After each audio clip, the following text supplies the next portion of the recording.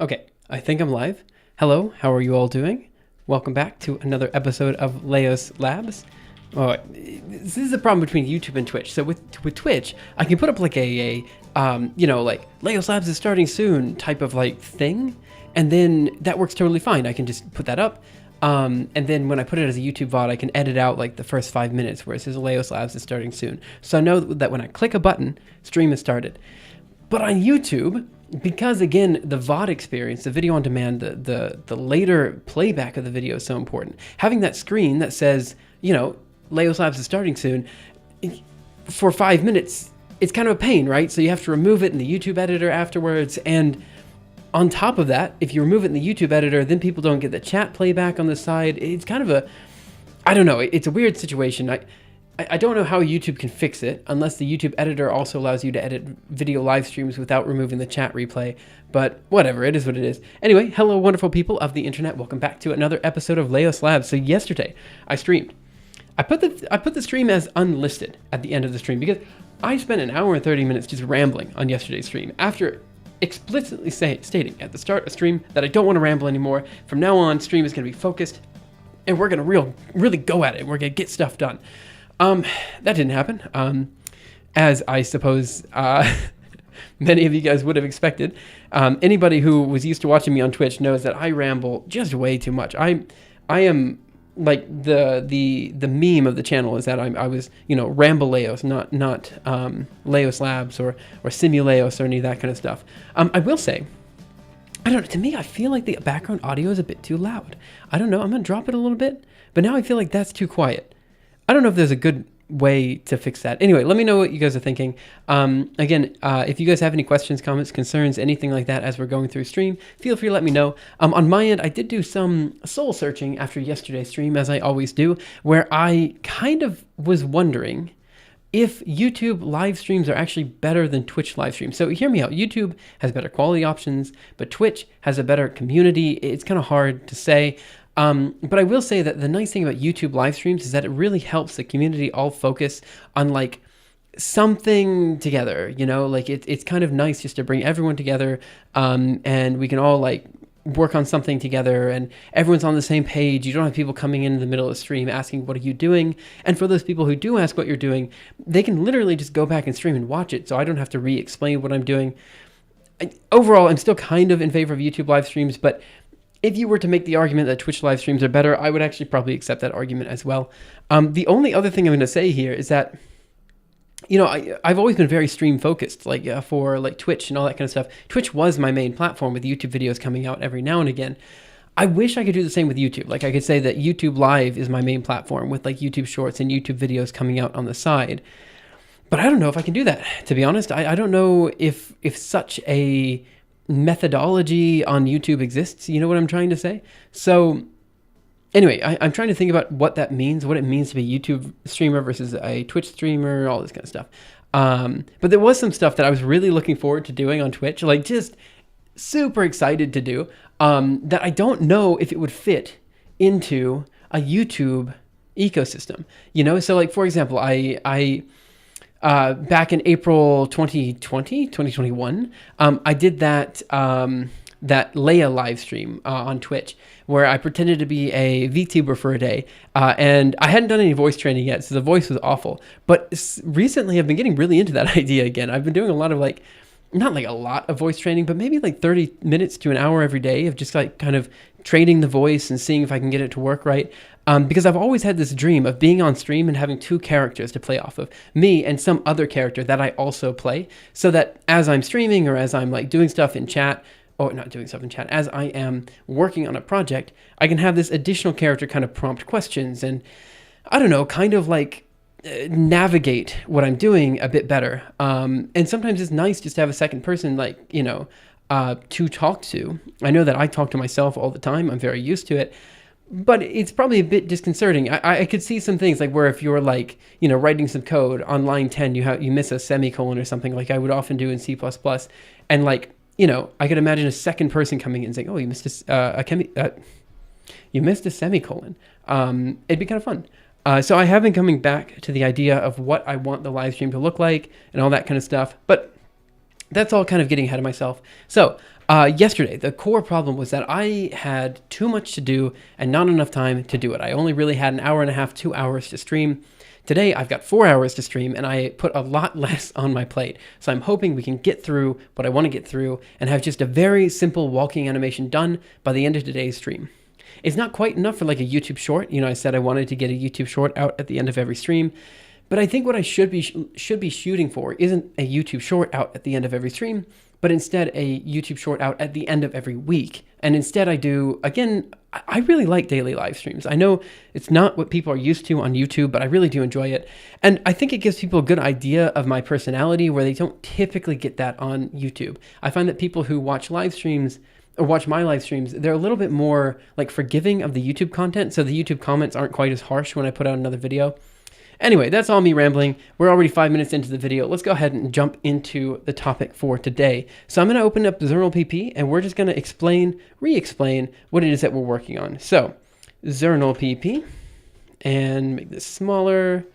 1 second, I'm working on it. Here we go. And again, if you guys have any questions, comments, concerns, ideas, anything like that, feel free to let me know. But today we are going to be working on a walking animation. Ooh, I don't know why I did that. It's stupid. Okay, walking animation. Woo! I did it again. I was like, wait, why did I do that? That's stupid. And then the next thing I do is the very same thing I just said was stupid a second ago. Okay, so what is the plan here?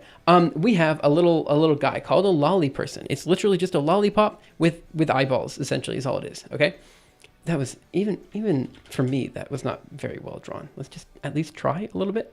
Okay, so we have a lollipop with eyeballs. We're gonna make this guy do a walking animation. What does that mean? Well, there's a couple things that we could do. So this, to me, means that we have a couple phases that we have to consider. One is called a crouch, which is essentially the guy like bending his knees down because he's going to bounce, right? So he's going to bend his knees down and then jump up and then land, right? And so that means we need something that's going to move the guy down and lift the guy up. That's step one, just to get the down and up motion. Now I already have something called a bounce, which is the same thing. I'll show you the video in just a second.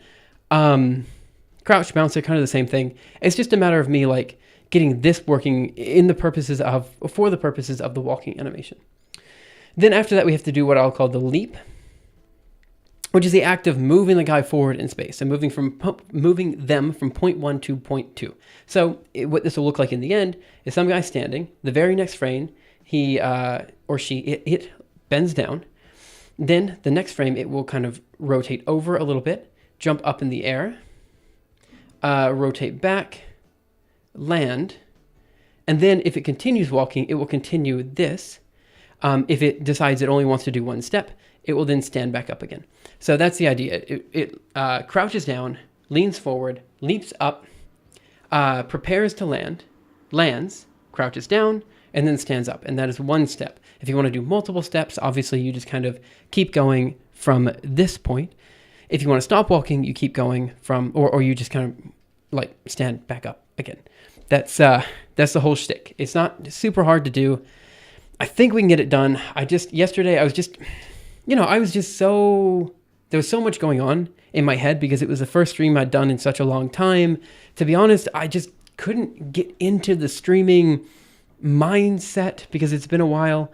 And doing like just technical stuff, I'm terrified of doing technical stuff on stream because I want to keep stream like high energy so people can watch it afterwards. But in my brain, it was like, oh man, I'm too complicated. There's too much code being shown on screen, all this kind of stuff. But I need to just embrace the fact that I'm a live coding streamer. That's what I'm doing 90% of the time. And that's what we do here on this live stream. And if people aren't into that, that's okay. You guys can not watch the live streams and just watch the videos if they come out. And that's just what I have to lean on. With that said, I think we are good to go ahead and get started. There's one other thing I was going to say. There's a couple other things that I used to do on Twitch that I don't know will fit onto YouTube. So the first of which is I used to do a writing stream where I would do some writing on Twitch for maybe an hour a day or something like that. I really feel like writing just, short stories, stuff like this, usually from like our writing prompts or something like this. It's actually a really good way for me to express myself, kind of calm down, all this kind of stuff. The other thing that I've been wanting to do for ages, and I never did because I've always been too self-conscious of myself to do so, is a voice training stream where I would do like maybe a video game challenge or something like that. Again, with some additional character voices that I'm working on. Because, I don't know, again, I like this idea of being able to go back and forth between different characters. It's always been one of the goals of my stream, but I've never done it because I've just never had the guts to do it, you know? So, I think we can go ahead and jump into it. Let's show you what we've got so far. So, I'm going to go over here. I'm going to cd into projects, Fable, and then Fable Laos over here. And cd projects, Fable Laos over here, ls. And I'm also going to cd one more directory further into lolly people. Over here, cd lolly people. All right, let me see what I have on the out.mp4 already. So mpv out.mp4. Completely broken. Okay, so let me go ahead and run some code to show you some example animations that we can do here with bouncing, leaning back and forth, all this kind of stuff. So you can kind of see what I'm getting at. And I'm actually going to save those as like a separate MP4 file so that we don't, so that we don't have the situation where I accidentally overwrite the MP4 file that I might need later. So I'm going to run Julia --project. Again, if you guys have questions about Julia or anything like that, feel free to let me know. And I'm happy to answer it if I see it in chat. So using revise and then using lolly people. So revise is essentially a piece of code that means that if you're in a project, in this case, I'm in the lolly people project, and I want to modify the code on the fly, revise means that I can do that. So I don't have to like reload the project every time. The next thing I'm going to do is include, I think the lean example is what I want to do. Examples lean. And this says it created a function, lean example, and I'm going to go ahead and run it. So I'm also going to do using AMD GPU, just to show off the fact that this can run on any hardware, essentially. So let's do lean example for 30 frames. This looks good to me. It's going to take a second to run this. Oh, that's why it was taking so long to run. Yesterday, I was like, man, why is this code taking like 6 times as long to run as my other code? It's because I'm running with like 3,000 particles instead of 1,000 particles, which is what I normally run with. Anyway, that just means I was running with 9 times as many calculations, I guess you could say, but it was okay because I do it in parallel. Now, because I'm running this on my AMD GPU that I have available to me, it is going to take a second to render the first frame, but after that, all the subsequent frames should be fast. And again, I'm kind of doing this a little bit. I'm using way too many points to render this particular visualization, but that's okay. So now I'm going to do mpv out.mp4 loop 0. Okay, so this is a very basic animation of a lolly person leaning back and forth. That's all it is. He's just going back and forth. Note that I have some very basic smear frames going on. And with those basic smear frames, why am I leaning back and forth? With those basic smear frames, basically the head is increasing size like this as the character is moving back and forth. The reason for that is because basically smear frames allow the user to, allow the audience to kind of guess as to where the position is going to be at the next frame. Kind of keeps it as an animation as opposed to a slideshow. That's one of the easy things, I say easy things, that you can do with Fable.jl that's kind of a bit more difficult to do with like other graphics engines. I'm not saying that this is hard to do with other graphics engines. I'm just saying that there are some transforms that are easier to do if you just know the analytical expression ahead of time. All right, I'm going to go ahead and move this into out.mp4 is going to be called outlean.mp4, just so I have it. Then I'm going to do the same with the bounce animation, just so you can see the character bouncing up and down. And I think what I actually want to do is create a jump animation this time instead of a bounce animation. So let's include examples, bounce, blink, jump.jl. Okay, and then I'm going to run the jump example. And I want to modify the transform type to be jump.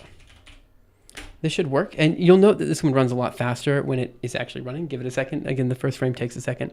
But yeah, it's way faster. So now if I do mpv out.mp4, you see the character jumping. That is my very basic jump animation. Characters bending down, jumping up, bending down, jumping up. And for a first test of our walk animation, essentially I'm going to lean down, and then I'm just going to jump, and then lean down again. Essentially this animation, I'm just going to move it from point 1 to point 2. So where are we at with this visualization? I'm going to go back to the start here. Here's our lolly person at step 1. See how he jumps up in the air, and then he lands right here, I believe. And then he does kind of a lean, a crouch down to this position here, right? And then he jumps back up and then crouches back down. Right. So what we need to do is this motion here. So where he goes from the standing position down, and then from the crouching position back up. So this is what I'm trying to create for the walking animation this time, as opposed to the bouncing or jumping animation. It is essentially the same code. I just have to kind of repurpose it in the case of like walking and all that kind of stuff. Okay, so I think we can go ahead and work on the walking animation. I'll show you what is broken right now, and we're gonna have to work on things step by step. So overall, my goal, like I said before, is to kind of split the stream up into a couple different parts. I've got 4 hours to do it. The first part is going to be our crouch animation, again, just from standing position to like squished position, you know, and that's going to be our crouch hour. So for the first hour, we're going to be focusing on just getting our animation, our character to crouch down and then also stand back up. I think this will take an hour. I don't know. I just need to figure out the equations that I need for this. Then the leap, you know, we've got a couple different ways that we can do the leap, but I reckon it's going to take maybe an hour to do correctly. And then we have like the question of how to do continuous walking and all this kind of stuff. I think I kind of set everything up so it will do this automatically, but I'm not entirely sure. So we're just going to have to do the crouch and then the leap and then hopefully a continuous walk cycle. And that should be doable in 4 hours. For some reason, last time I streamed, I thought I could do this in 20 minutes. And clearly I was just an idiot. I could not do it at all in that time. And so when I started like doing the actual animation, I started looking at what was needed to be done. I realized, man, there's a lot to do. There's no way I can get the YouTube short by the end of the day. I got kind of depressed, if I'm being honest. I shouldn't have, but I did. I did. But now I've kind of realized, look, I need to really make sure that the bite-sized chunks that I'm doing on stream are actually bite-sized and can actually be done in that time. So that's what we're doing today. So I'm going to cd into source, movements, animations, movements. Source animations. In fact, why don't I just open up the file? So vi animations, source animations, movements.jl. Okay, so next I'm going to include, this time with a T, examples walk.jl. So what include T does is it basically uses the revise package so that it is able to also see on-the-fly changes to additional files, in this case walk.jl. So if I modify walk.jl, I don't have to recompile it or re-include it into the REPL. It will automatically see it, and we can automatically, it will automatically see the changes that you do to it. So you don't have to worry about that. Okay, so next I'm gonna go ahead and run the walk example. Again, on the AMD GPU, what I'm going to do is I'm going to give the lolly person a height of 0.4. I'm going to give it startup frames of 3. I'm going to say the total number of frames are 0, and then I'm going to move it from one point to another point. Now, essentially what I'm doing here is I'm making it so we don't have the leap step. We just have 2 startup steps. One is a leaning down startup, and the other is a standing up, end up. I don't know. So what's the opposite of start up? End down? I don't really know what it is, but the point is your startup phase is when you're leaning down. The cool down phase is when you're standing up at the end of the walk cycle.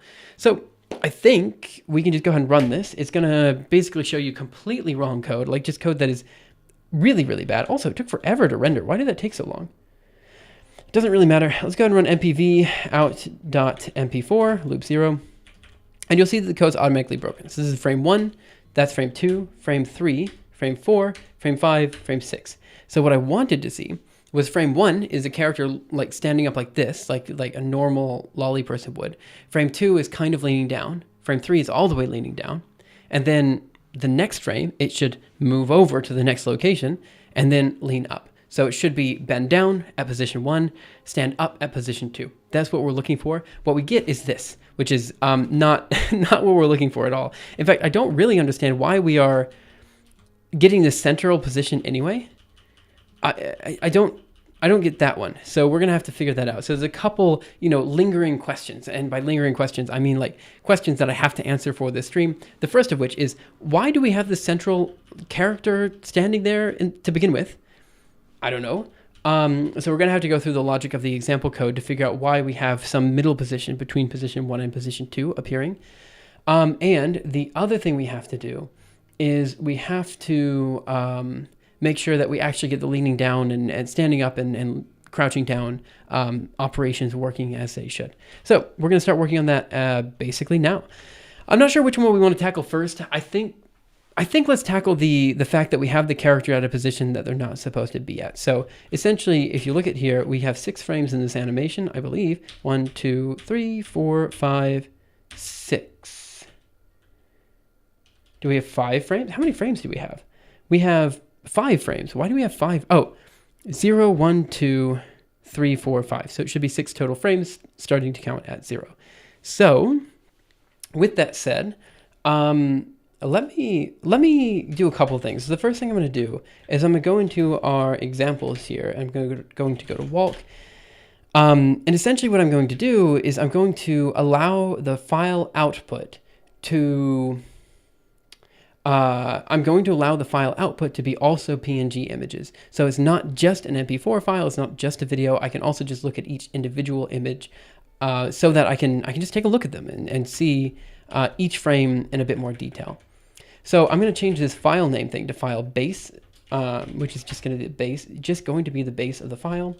File name here, and I'm going to say its file name is going to be equal file base with something .mp4 for the video output. And then I guess I'm going to go up here and I'm going to say output type. Output type is going to be equal to, and I guess video by default. And down here, what I'm going to do is I'm going to go ahead and add that to the at info. I like to have like an at info at the end of each example. The reason I do this is so that if you're including the example into the REPL, it does what I showed you before. If you go all the way up here, it says, hey, you created this function. Here are the keyword arguments that you can run with this function. I think it's just kind of nice for people to know. Output type is equal to video. And then what I need to do next is I need to, how do I format this again? I think what I need to do is I need to say something like output type available output.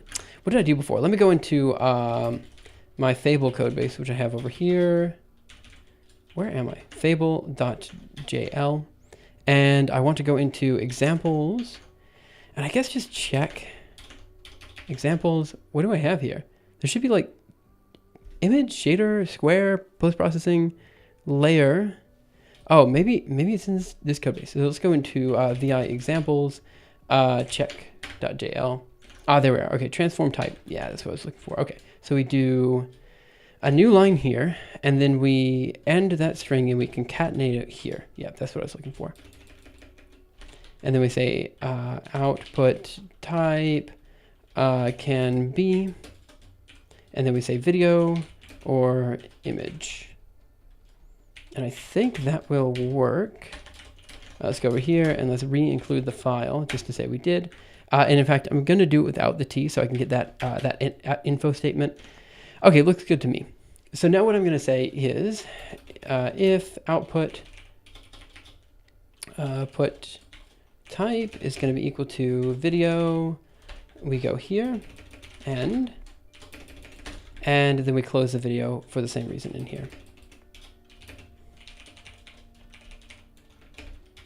I'm an idiot. I need 2 equal signs in here. All right. And down here, and that.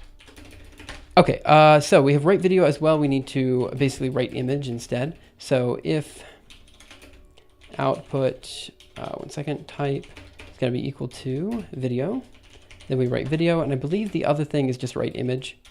Else, I think it's just write image here, and we're going to do, I guess it's just the following, bg lolly, which is going to be the lolly layer that we're working with. And the file name is going to be equal to, I got to figure out what the file name is going to be. I need some sort of LPAD. I don't remember what it's going to be. Something like LPAD of 501. What's that going to do? What am I looking for? Int. What I'm looking for is any integer and then I guess a string. So it's going to be, what am I looking for here? Oh, I see. What is the 10? 10 must be the number of digits that I'm looking for. Right. So what I'm looking for then is it's going to be file base modulo, not modulo, I don't know why I said modulo. This is a concatenation with another string. LPAD of, I guess I just want 3. Oh, sorry. I need wait a minute. What is going on here? Oh, okay. I see what's going on. Okay, I understand now. LPAD of then I need, I guess, 3 digits, and then what I'm looking for is to LPAD it with a 0. So I think if I run walk example again right now, it should work. And if I say output type is equal to image equals output type equals, okay, I don't know why I did that. That's okay. If I do output type equals image, it should just output a bunch of images. It did not because I did something wrong. Let's see. It says walk line 33. I must have just did something wrong with the LPAD here. I think I forgot a parentheses there. So we'll try it again. Lol not defined, it should be lol e with an I. There we go. And now we're going to try it one more time. Still didn't work because right image is not defined. So how did I do it before? So let's do right, vi check.jl. What did I do for right image? Right video. Oh, there's no exclamation point. That's probably fair. All right, quit here and run it again. And this should output, no, it doesn't. No applicable savers found for unknown. What? No applicable savers found for unknown. Well, I have no idea what you're telling me there, man. Like that error message is completely inscrutable. What is the word I'm looking for? I do not understand what you're trying to say. So let's see, right image, file base, LPAD. Did I do something wrong here? Let's just go ahead and try that in the REPL real quick. So let's do LPAD of 130, just to make sure I didn't do something wrong here. Okay, that seems fine to me. And we're going to do the background layer and then the lolly layer on top of it. So it says that it's breaking in the walk example line 31, which makes sense. That's the right image. Then we have file name is equal to that right image. This should be fine. I don't understand what the problem is. So let's go into vi examples check.jl. We do right image in the same way, as far as I can tell. It looks like the same way anyway. Did I do something wrong? Let me go ahead and output. I don't really know. I mean, type of the layers that we're working on here, I guess. Let's do a quick print line in here. Because the video works, right? Let me just double check the video in here. Make sure the video still works. This one still works just fine. Perfect. So in this case, we have to figure out why the right image is not working. And to be honest, I have no clue. So we're just going to have to figure that out. Let me just define file base in here.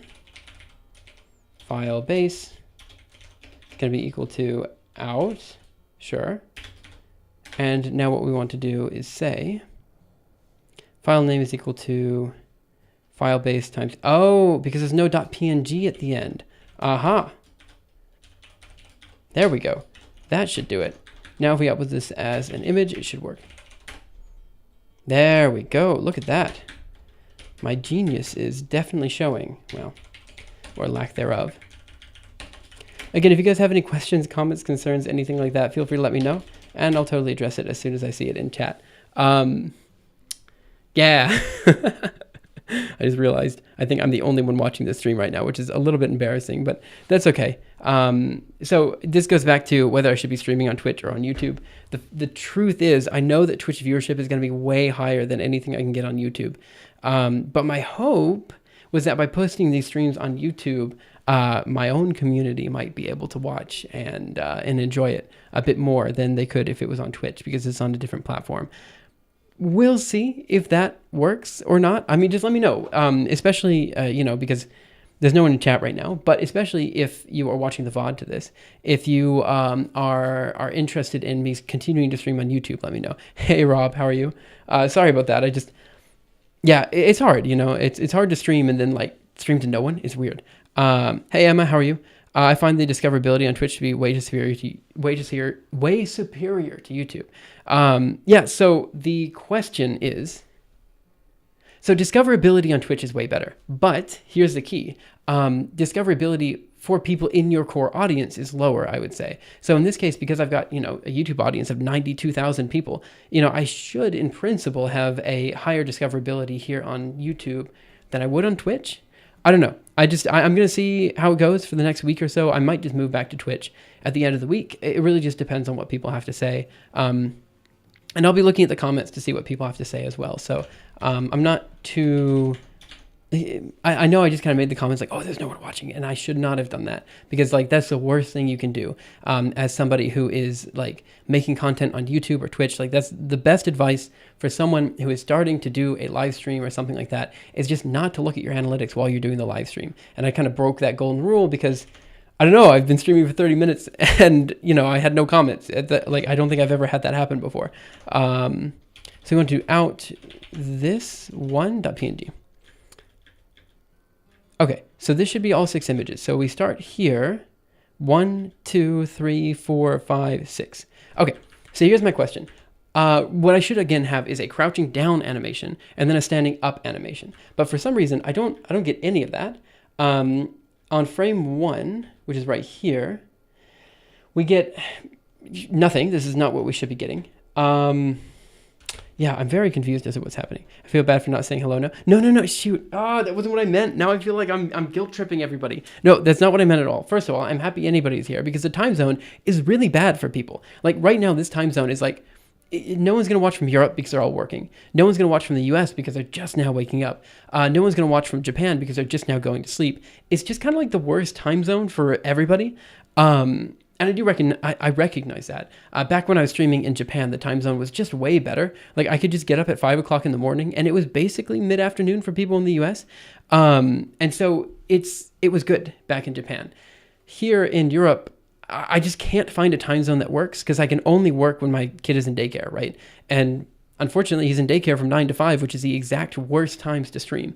I could like stream in the evenings, which would kind of work better for some people, but no, there isn't really a good way to do this. I could wake up like super early in the morning and get like the evening time zone for people in the US. There's nothing I can do. Which is the other reason I thought YouTube would be better, because then people could at least watch the VOD. This is turning into a YouTube versus Twitch discussion when it should be, let's get this code working discussion, which is, I'll get there. Okay, so here are the 2 great mysteries of our code so far. The first mystery is why the leaning animation is not working at all. This should be the character leaning down. The second great mystery is why we have this random middle frame of the character just standing there. So I think I'm just going to have to take a look at what we have for the examples and kind of work through it one step at a time. So right now, if I'm looking at this example code, I notice that I don't actually have the walk function commented in. And so I don't actually understand why he's moving at all, why this character is moving at all. It could be because... Okay, so here's what I'm going to do. I'm going to comment all of these walk transformations out right now. So this character should not be moving at all. And then we're going to add in the walk animations and make sure that logic is what it should be. So let's go here, there, and here. Here in Europe, it's pretty good for me, but that's because I'm in university, so I can watch you when I do my work. Right, that's exactly... So the hope is that maybe... Like, I'll watch streamers when I'm doing work as well. That's what I do, It's not... Oh, I put it out as a video. I shouldn't have done that. I want to put it out as an image. But yeah, I tend to like watching, specifically I like watching like programming streamers and like art streamers and stuff like that while I'm working, just because I like having someone else working like that I can kind of unplug sometimes, you know, like I don't have to listen to all the time. But, you know, to each their own. So let's open up Ristretto out 001.png. Okay, so all of these images are the same. So I'm going through all 6 images. They're all the same. Perfect. That's what I wanted to see. So what I'm doing here is I'm creating a couple of different walk transformations, right? So one set of walk transformations is for crouching down. Another set of walk transformations is for just walking forward. That's the default one, the leap animation. And then the other set of transformations is standing upwards, right? And so if you are, if you're doing the walk animation, you have the startup phase, crouching down, and then the walking phase, leaping forward, and then the standing up phase, the cool down phase. I don't know what to call it. So if startup frames is greater than 0, meaning that you do have a crouching down and a standing up phase, then we set the walk transformations to be startup is equal to true.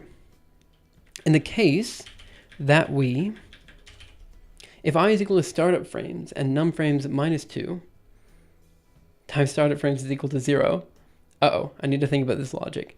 So if I is equal to startup frames, which means I is equal to 3, then what we do is we set the transformation to be a leap transformation, but I think this should be startup frames plus 1. So if I is greater than startup frames, and num frames minus 2 times startup frames is not equal to 0. So if the number of frames, why would that ever be equal to 0? Let me think about how this is going to go. So let's say in our case, we have 3 startup frames, 3 cooldown frames, and then no leaping frames. So that's what we're doing with our code right here. So that means what I've done is I've added those extra 6 frames of crouching down and standing back up to our animation. So we'll have 3 frames at the beginning for startup and 3 frames at the end for cooldown. In this case, what we're going to do is we're going to say, okay, for the first 3 frames, so if I is equal to 1, 2, and 3, we are going to crouch down, right? So if I is greater than startup frames, as in I is, I guess what I want is I is equal to startup frames plus 1. So once we hit frame 4, no. Once I hit frame 3, this is after we've written the image, then what I want to do is I want to change the walk transformations to be the leap transformation. And what I need to do is I need to specifically say, if, let's see, and num frames minus 2 times startup frames is not equal to 0. So why did I put that in there? I need to think about that. So if the number of frames is equal to, because 2 times startup frames are the total frames that I added in. So we will do the first if statement if we have frames to actually walk in. So if we have those leap frames. So in principle, we should not hit that if statement. So I'm going to go ahead and print line here and say we should not get here. You messed up, bro. Perfect.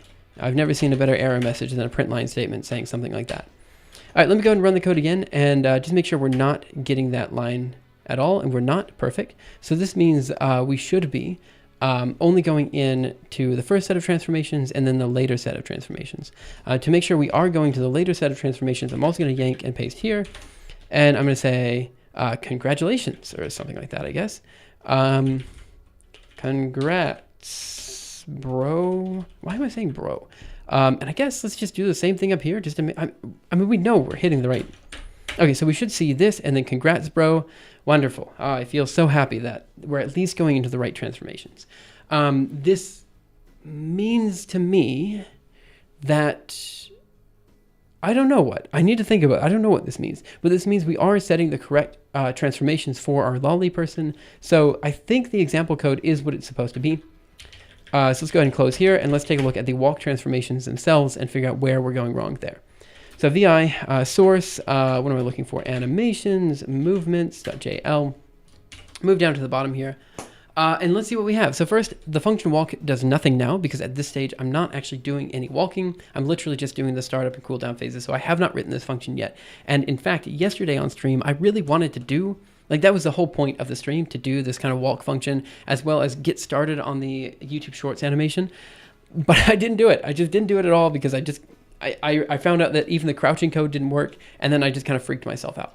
So, how does this work? So it says we set walk transformations. If startup is equal to true, then we do the following. We say we have some sort of max shrink, which is the maximum in which we're going to crouch down. This is going to be related to how high we want to jump. And also how tall the lolly person is. So if we have a very tall lolly person, they will not crouch down as much because the jump height over their body height. So the amount that they're jumping is not as high compared to how tall they are. So it's going to look like they're not jumping as high, even though their jump height might be the same. We could have done this in a number of different ways. And by we, I mean I could have done this in a number of different ways. But it's what I did. And then I also put a quick error message in here. So if it's both startup and cooldown, we just error out and we say, hey, look, you did something wrong. So this means the transformations are being set correctly. Again, the walk function does nothing. So in the example code that I was showing before, even though the walk exclamation point function is commented out, it's kind of okay because it doesn't do anything. So I think in the next 10 minutes, we can start to figure out what's wrong with this code. So let's start thinking about what it should be theoretically. First, I'm going to go down and I'm going to make sure that we're calling things correctly here. So first, crouch foot position is going to be lolly.params.foot position. This is, should that be what it is? Oh, yeah, it should be the original foot position of where the lolly person is. The reason I want it to be the foot position is because if you're walking, generally you think about where the character is landing as opposed to like, I don't know, like some middle body portion. So like if I say I want to move this character from point 1 to point 2, in particular, I want him or her to jump on terrain from point 1 to point 2. Typically, you would think about like them landing on like something at a particular point. And so that's why I'm doing it from the foot position. So we have the shrink factor is going to be the max shrink. This is the most that they can shrink down to. The start frame, the end frame, the original translation, and the body height are all there.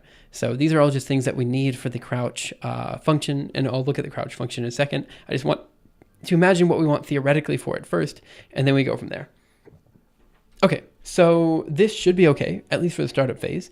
So let's think about how we actually want to do this. So what we're looking for is the following. So we have a lolly person. Just for the sake of the argument, let's assume their height is 1. We have a max crouch, I think I called it shrink, which isn't the best name, but whatever. And that's going to be equal to what, 0.3 something? 0.35. Okay, so this is the most that this guy will shrink down to. This means that at the end, it's going to look like, well, this guy is going to go to this guy, right? So he's going to shrink down. I don't know what the 0.35 should mean in this case. If it should mean that they shrink down to, like if they get really, really small, as in like they really like wind up and get ready for movement or not. But it doesn't really matter. We can play around with this. Like I don't know how much it should crouch down, but we'll figure that out. What I need to figure out is how to interpolate from one point to the next point. So for this particular code, we have two different pieces, two different objects that we're working on. We have the head, and then we have the body. For the head, in principle, this is relatively straightforward. What we want to do is we want to take the head location at location P1 plus foot position. And then we want to basically move it downward to P1 plus foot position. And then I guess it's not minus the max shrink, right? It's going to be minus 1 minus the max shrink, right? So what is 1 minus 1 minus? So that's going to be plus max shrink minus 1, I guess. It's kind of a weird way to put it, but I think as long as your max shrink value is between 0 and 1, it should be okay. So this is what we're looking for here. And then we essentially interpolate. So that means from frame, because we're going to go from frame start to I to end, right? So at At the start, we're going to want our max shrink value to be 1, I guess, so that this is 0. And then at the end, we want our max shrink value to be the max shrink value. So we just have to figure out how to put that into code. So I'm going to go up to our somewhat messy code, and I think what I'm going to do is I'm just going to comment out what we currently have and use it as kind of a baseline to work off of, but not necessarily like code we're going to take for granted. So let's go here and this. So here's our crouch function. It takes in y, x, and frame, and yeah, so y is first because I don't know, that's common notation for a lot of graphics people. Also in Julia, it's just more common for the y-axis to be the primary axis and the x-axis to be the secondary axis. To be honest, though, you can manipulate the arguments to be whatever you want, because this @fum macro in here, which stands for a fractal user method, is going to rewrite the method that you've written so that it works for the fractal animation engine. And the arguments are actually going to be completely rewritten. You're always going to have access to yx. You're always going to have access to y, x, and frame. So I think what we wrote before is correct. So if start frame less than or equal to frame less than to end frame, end here. So we're only going to do the transformation if our start frame is less than if our frame is in between the start and end frame. That seems fine. And then I'm going to put a big else statement in here, like I did before, which is just going to say, otherwise, if our start frame is not between if our frame is not between the start frame and end frame, we're just going to return the point.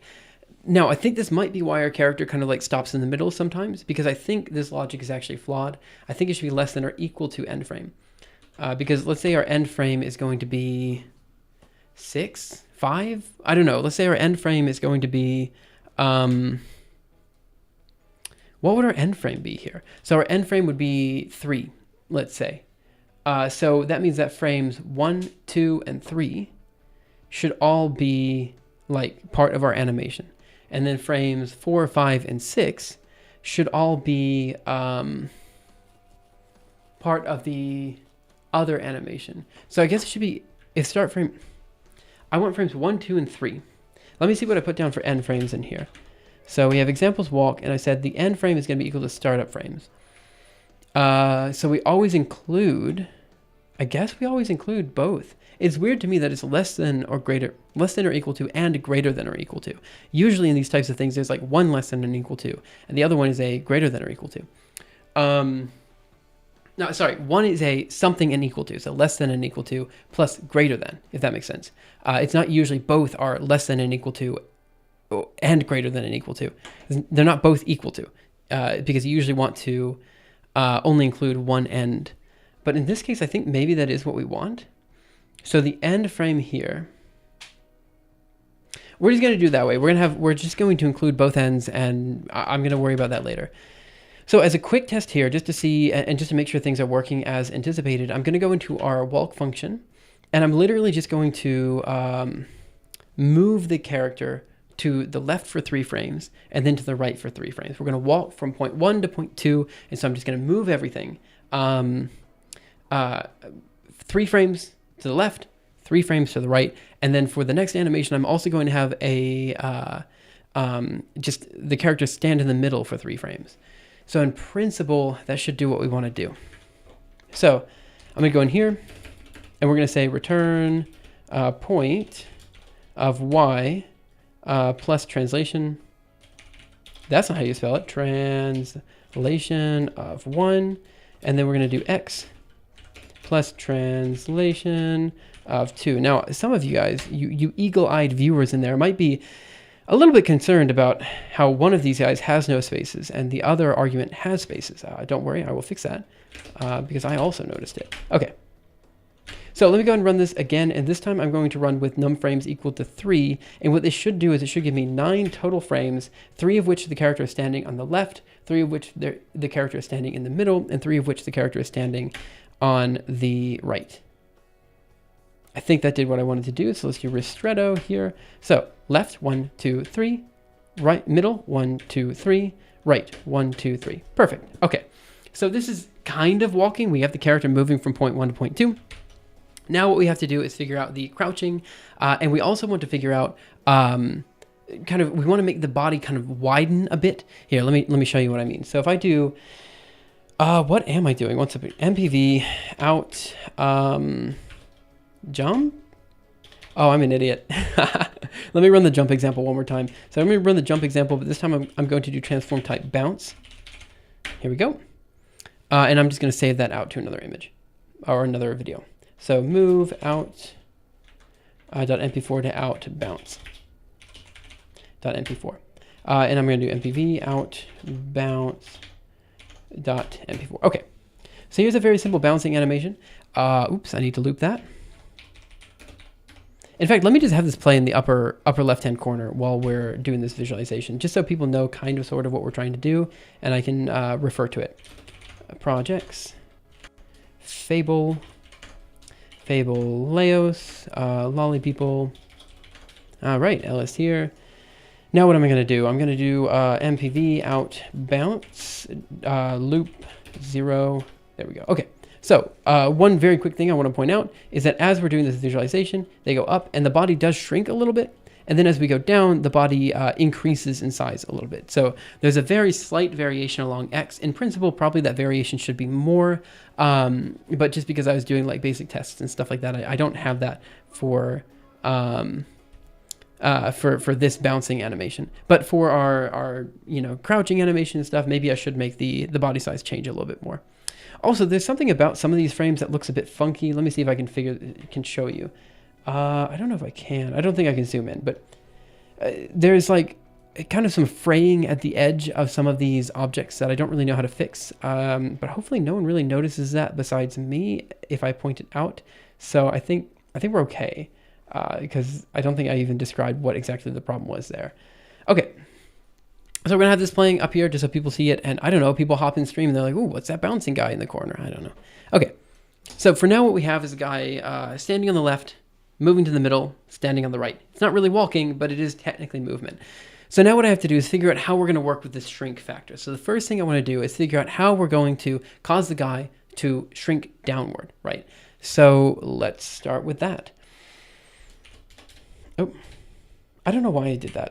It doesn't matter. Okay, so what I'm going to do is I'm going to create something called a shrink factor. And we already have it defined up here. Shrink factor is equal to 1. But we've read in a separate shrink factor, which is going to be, basically the maximum amount the character will lean down. So I'm going to say shrink factor is going to be equal to, and it should be basically what I wrote down over here. It should be something like the shrink factor that we have.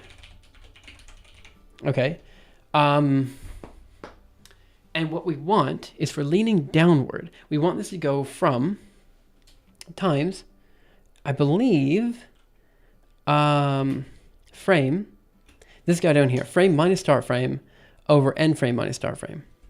What this is going to do is it's going to basically give us a range from like basically 0 to 100%, so 0 to 1. So let me see if this makes sense. If we're on frame 1 and the start frame is 1, then our shrink factor is going to be equal to 0.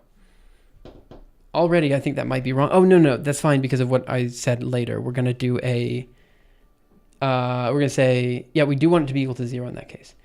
Then, in the case of frame is equal to end frame, then end frame is going to be equal to 3. So we're going to do 3 minus 1, which is equal to 2. And then end frame minus start frame is going to be equal to 2 as well. Am I doing something? So it should be 0. Wait, I need to count this out. So let's say we have 3 total frames here. Frame 1 is going to be... Okay, I'm so sorry. I'm just going to write this out. You're going to have to deal with it. 1, let's say the start frame is 1. So it's going to be 1 minus 1 divided by end frame, which is going to be 3 minus 1. Okay, for the case of 1 minus 1, totally fine, no issues. Case of 2 minus 1, ooh, we're getting crazy here. It's now going to be 1 over 2, so it's going to be 0.5. And in the case of 3 over minus 1, it's going to be 2 over 2. That is actually what we want. Perfect, that seems fine to me. So in this case, we should have the shrink factor going from 0. Oh, it's going from 0 up to 0.35, but what we want it to go is from 1 down to 0.35. So that means that what we actually want is 1 minus the shrink factor, 1 minus the shrink factor here, which is, if you look, the exact same thing we have down here. I just apparently forgot how I came up with that equation. I guess it's fine. Sure. Okay, so in that case then, now that we have the shrink factor going from 1 down to 0.35, 1 second. Sorry, I had to change the pads that I'm standing on just because my kid, oh no, something fell. It's okay. It's totally fine. I had to change the pads I'm standing on just because my kid needed some pads so he can start crawling around everywhere, and I don't know, sometimes they get messed up. Okay, so this should be the appropriate shrink factor, the amount that we're crouching down. That should be okay. And essentially what I need to do now is I need to figure out how to change our Y position appropriately. So what I have written down there is that we have Y is going to be plus equal to shrink factor times Y minus foot position of 1 over body height plus translation of 1. I think what I need to do is I need to modify my X and Y based on whether we're looking at the head or not. So let's go up here and say if head, which means we're working on the head, else, then we're working on the body end. And the reason I need to separate the two is because it's actually a slightly different transformation. With the head, it's just a translation up and down. With the body, it is a translation of points depending on where you're at in the body, right? So here, let me describe the difference here. So for the head, use your head, it's just going to go up and down. It's pretty straightforward. For the body, though, it's going to change in size. So it's going to go from, this position to this position, and then back up to this position, which means this bottom position is always going to remain where it was before. That means that we actually have to rethink about how we're moving points up. So essentially, anything up here, we're moving 100% of the transformation down. So if we're moving it from 1 to 0.35, we're moving the top part of the body all the way down. But down here, we're not moving it at all. So the translation in Y at the bottom should be 0, and the translation in Y at the top of the body should be the maximum amount that we're translating by, in this case, 0.75% of the body height. And I think we're reading in the body height as well. Perfect, we are. Okay, so I think I did a trick here. So we do Y is plus equal to the shrink factor plus Y minus foot position of 1 over body height plus translation of 1. Okay, so the reason I'm doing this is because also I see this guy bouncing in the upper left-hand corner, and I'm now apparently starting to bounce as well, which is kind of silly. Sorry about that. Okay, so if it's the head position, we're just going to, I think the plus equals is going to work just fine for the head position, right? So let's think about how this is going to go. So we have Y. So how much are we going to change by? I think the shrink factor is going to be based on the body height, right? So what we're going to do is we're going to say Y is going to be plus equal to, in this case, plus brings us down, minus brings us up. So Y is going to be plus equal to the shrink factor times Y minus foot position times body height plus translation of 1. So let me think about what we're doing here. So let's say the shrink factor is 0.5, which means we're going to move the head down 0.5 times the body height. What we want to do is we want to take the Y position, wherever it is, let's say it's at position 1, and we want to, we want to add to it, I see what we're doing, Y minus foot position over body height. Let's try to just get the head to move as we're expecting it to move first, and then we'll worry about the body next. So what we should be doing in the next visualization is seeing the body move left and right, and the head in particular should be doing the appropriate bounce action, but the body is just going to kind of do what the body does, which is absolutely nothing at this point. I feel like I was trying to abstract that out into some useful principle for people in some way, but that didn't work. I'm sorry about that. Okay, the shrink factor here. Okay, so let's say the shrink factor is equal to 1. That means what we're doing here is going to be Y minus foot position of 1 divided by body height. So let's just think about what that is. So y minus foot position of 1 divided by body height. Divided by body height. All right, so what are we doing here? What we're doing here is we're creating essentially, so let's say the foot position is, I don't know, 1, 0. So he's standing up in the air somewhere. That means our y is going to be basically anywhere starting from 1, 0 upwards, right? And so we minus the foot position to bring it down to a range from 0 to 1, essentially, or 0 to body height. And then we divide that there. So what we're doing here is we're singling out where in the body we are. So if the body is this big, we're figuring out that we're like kind of in the middle of that body, somewhere in here. Okay, so that's what this is doing. To be honest, do we need that for the head? I don't think we do. I think that's specifically the body movement that we need to worry about. For the head movement, I think we can literally just say, I think we can literally just say, we know how far we're going to drop, which is going to be equal to, so it should just be y plus equal to shrink factor. Wait. I need to think about this. Shrink factor times body height. Should it be 1 minus shrink factor times body height? I'm going to say that's what it is. 1 minus shrink factor times body height. Which does bring up a good point here. Why do I do 1 minus shrink factor up here as well as another 1 minus shrink factor down there? This because I'm an idiot. I don't really know. I'll think about that one. I'll think about that one in just a second. So why do we have 2 1 minuses? That's a good question. I think this might work. So I'm going to go ahead and comment this out and see what this does for our head position. So we're going to go over here and we're going to go ahead and run our walk example one more time. I'll put a bunch of images and let's see what it does. Ristretto, out 1. Okay, so here's our head. It is going upwards, which is not what I wanted to see. But the body position is correct. I wanted to see it go downward, not upwards. But that means we have the upwards movement done. Yeah, we're getting there. We just have to get the downward movement next. Yeah, it's okay. It's okay. We'll get there. Okay, so we have the upward movement done then. So if I do plus equals shrink factor, 1 second. What happens if I just do plus equals shrink factor in here? Is this going to work? Oh, I'm an idiot. I need to run it again. Walk example. Here we go. Ristretto. Okay, so. No, I don't know what I just did. 1 second. Here's out 9, 8, 7, 6, 5, 4, 3, 2, 1. I'm going the wrong direction. So 0, 1, 2, 3. Okay, it is crouching down. Good. Okay, so what I need to do in here is I need to have like an if reverse. If reverse, we do one of these, and otherwise we do this one. I guess we want this one down here, and we want 1 minus shrink factor in here. Okay, so if we run this, we should see the head go down, and then character not moving for 3 frames, and then head go up. I think we will get that. Okay, so 1, 2, 3, head go down, not move, head go up. Now I will say the head seems lower here than here, which leads me to believe that maybe I'm not doing this quite right. Yeah,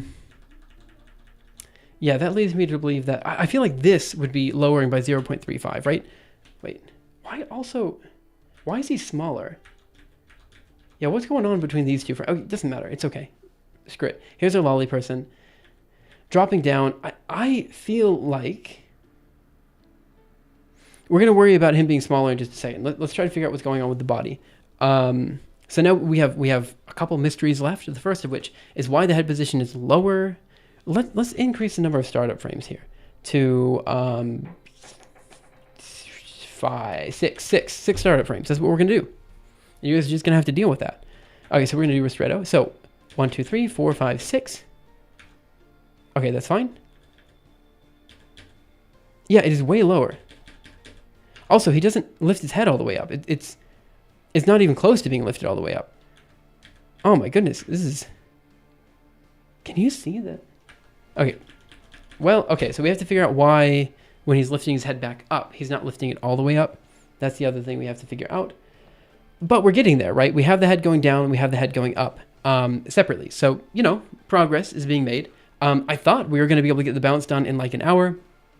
I've been streaming for an hour. We're not close to getting the bounce done, but it's okay. If we get the bounce done in the next hour, that's also pretty good progress. Yeah, I thought there might be an off by 1 error. That's a good point. Let me think about that really quick. So if we do,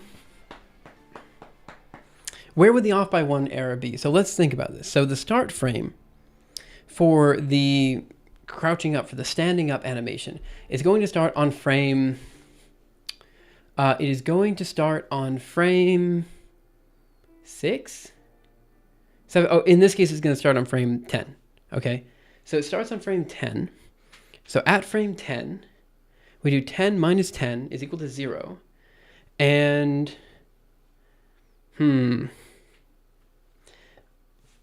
I think I understand the problem. So if it's 10 minus 10, if the shrink factor is equal to, wait.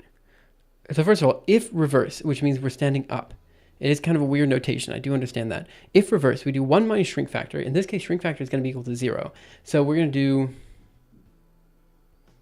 do, I think that's what I did wrong. I think what we should do is the following. I think the shrink factor should just be changed in here. So if reverse, we have the shrink factor equal to this, else we do end in here, and then we do that. And I think in this case, we always want to do this, and then we're going to modify the shrink factor here. So I think this is what we want. Let's try that. Again, I'm probably doing too many frames for this, but that's okay. Ristretto out 1. So 1, 2, 3, 4, 5, 6. Perfect. 1, 2, 3, 4, 5, 6. That didn't work. That didn't work at all. We had the same animation going down. Okay, let me think about this. Oh, is that because no. If head plus equals shrink factor times body height. But it showed that there wasn't probably an off by 1 error. So let me think, can I just output the shrink factor at every step? How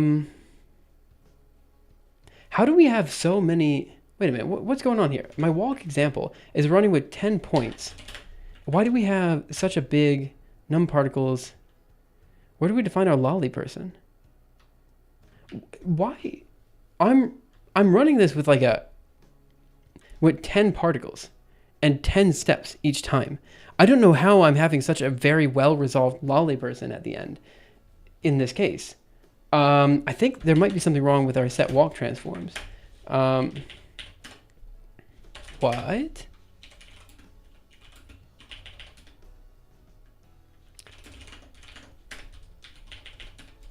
No, that's okay. Yeah, why is our lolly person so well resolved if we're only running with 10 points each time? Maybe I did something wrong. Let me go to examples walk. That's why I didn't set here num particles is equal to num particles, and then num, I know Valentine said I don't have to do this, but that's okay. I'm going to do it anyway. Num iterations equal to num iterations. Perfect. Right, this. And let me try that one. And now we should see a very poorly resolved lolly person.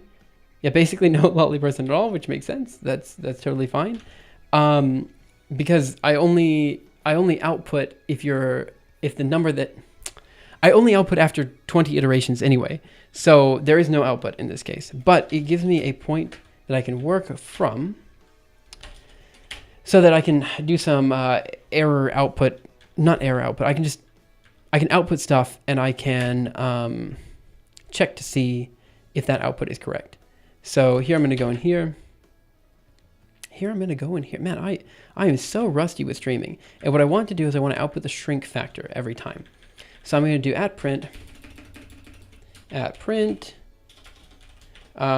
shrink factor, the new line. Okay, let's go ahead and run that. It's going to output a lot. It didn't output anything. Why did it not output anything? What? I think you really should pass config by dictionary keyword so you don't forget any. Wait, what do you mean? I think you should really pass config by dictionary keyword argument, so you don't forget it.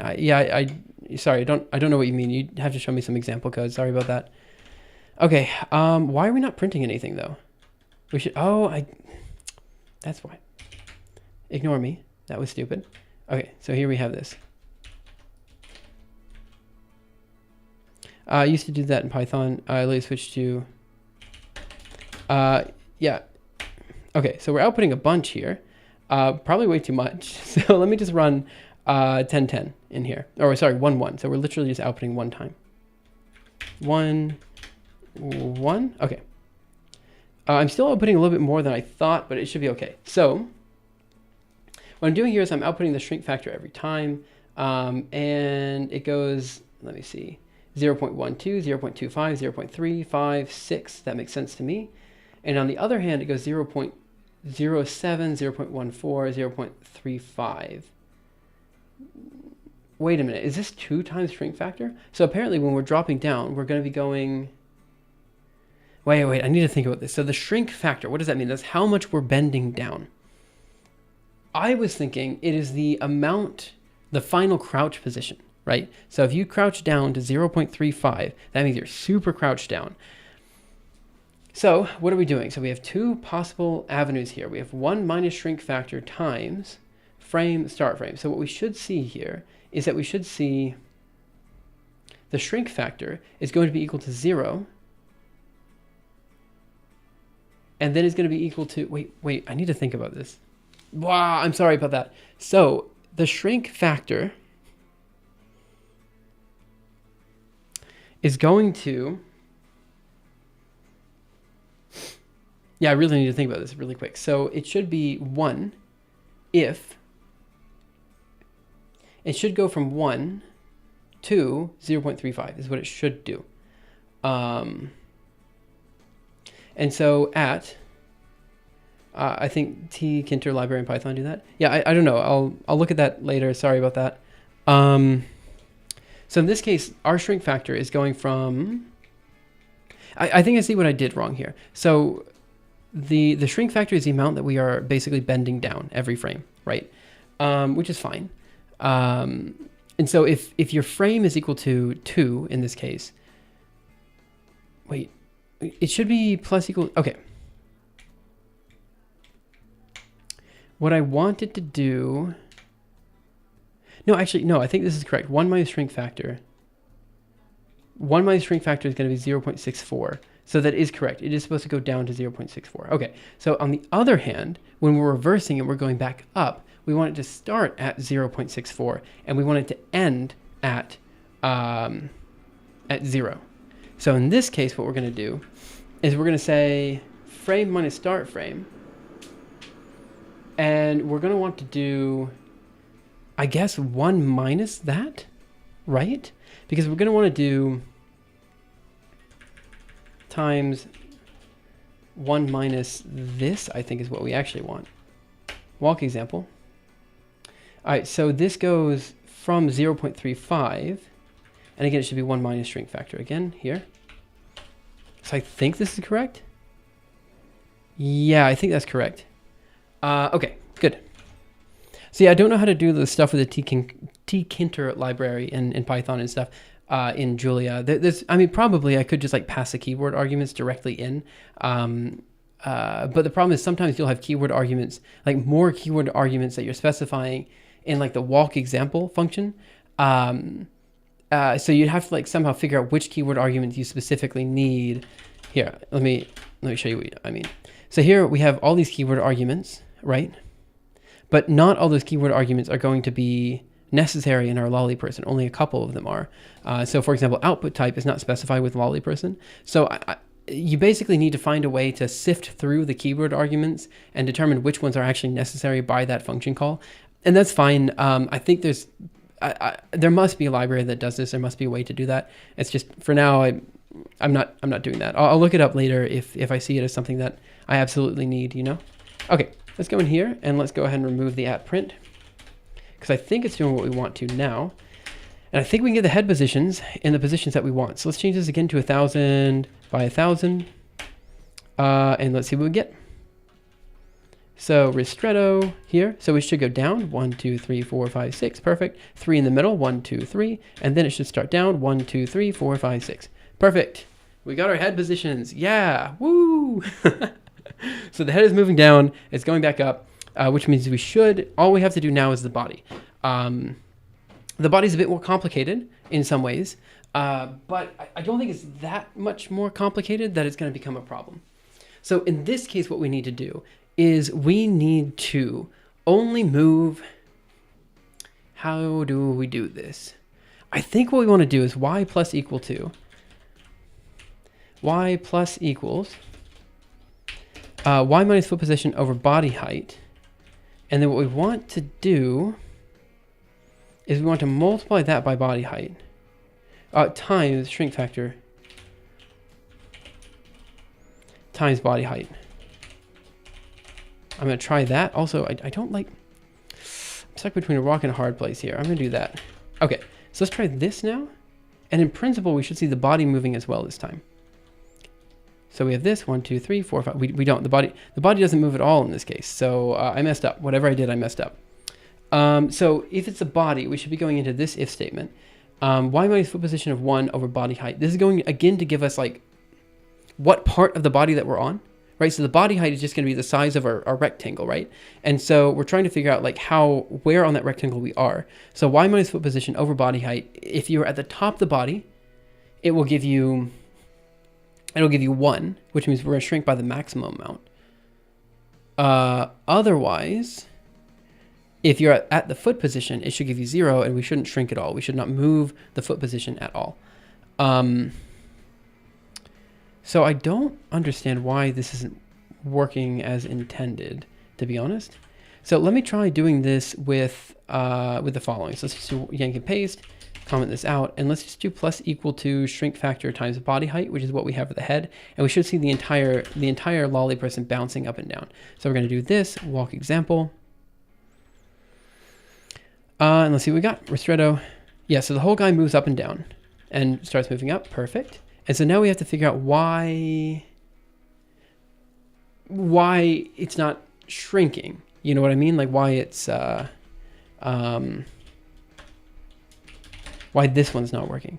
So let me think about y minus foot position over body height. I think that's correct, because let's say foot position is equal to 1, 0, and the body position is going to be on top of that 1, 0. So we subtract the foot position to get between 0 and 1, or rather 0 and body height, and then we divide by the body height. So I'm just going to try running this again. Maybe it just didn't recompile or something. Well, no, that was clearly not the case. It's clearly not working.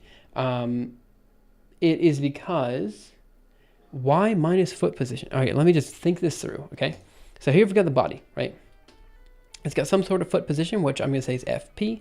And then it's got some sort of body height, which I'm going to call BH, okay? And then in this, you have some sort of Y value, okay? So what we want to say is that at the top of the body, we do the max shrink. Shrink. Body height should be multiplied by the shrink factor. Body height.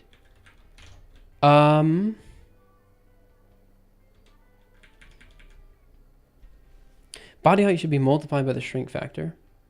I'm currently doing that, but there's probably something like that that I'm missing.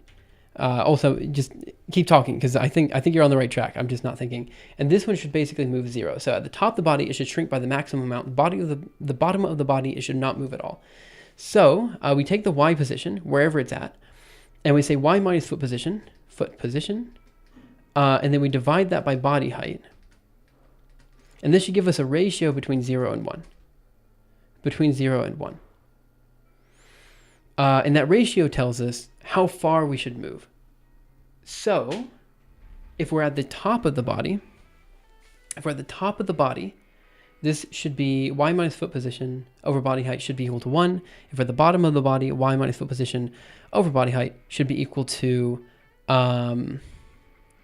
I just joined in, but why are you dividing by body height and then multiplying by it afterwards? I mean, that's a good question. That is a good question.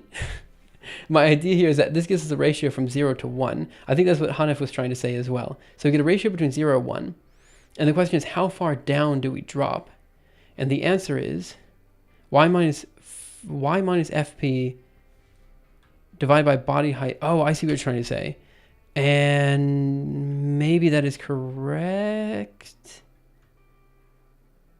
Let's just try that. Yeah, let's just try it. Screw it.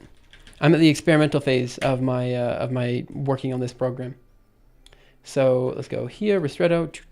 Okay, so now the body's moving upwards when it should be moving downward. But it does actually seem like it might be correct. I just think we are going the opposite direction. So do we need a minus equals?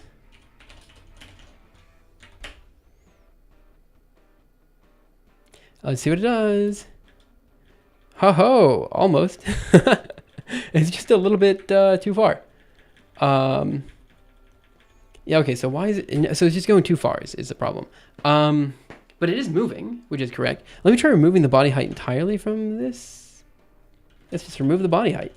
You know? This is your shrink factor. Oh, this one shouldn't do what we want.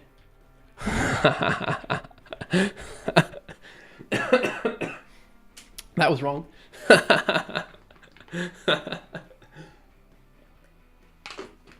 I should make ristretto automatically open up a smaller window really quick. 1 second. All right, we're gonna automatically open up the window to be this size from now on. Okay, the foot position is staying where it's supposed to be at least, so we're getting there, but we're not there yet. Okay, think about it. Use that brain of yours. You got a PhD. You should be able to figure this one out. I believe the minus is correct. I really thought, so y minus foot position divided by body height, right? That is going to give you,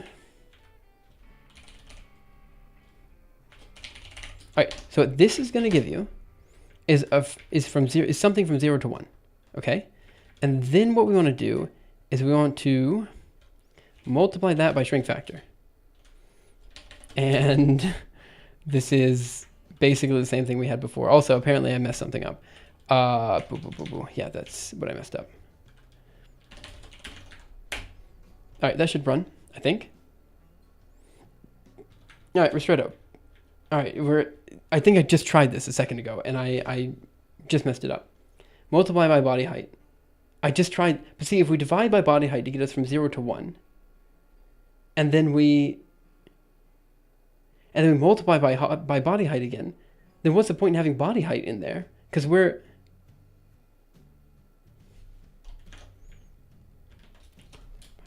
This is what I had before. Why am I struggling so bad at this? Oh my goodness, man. Basic mathematics is so hard. Ristretto. What? I swear this is what I had written down before. Okay, I must have somehow got my parentheses wrong because this is what I wanted to see. Okay, there we go. There we go, guys. Look at that.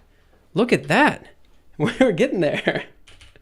I guess because it was a plus equals instead of... I don't know. I'll figure it out.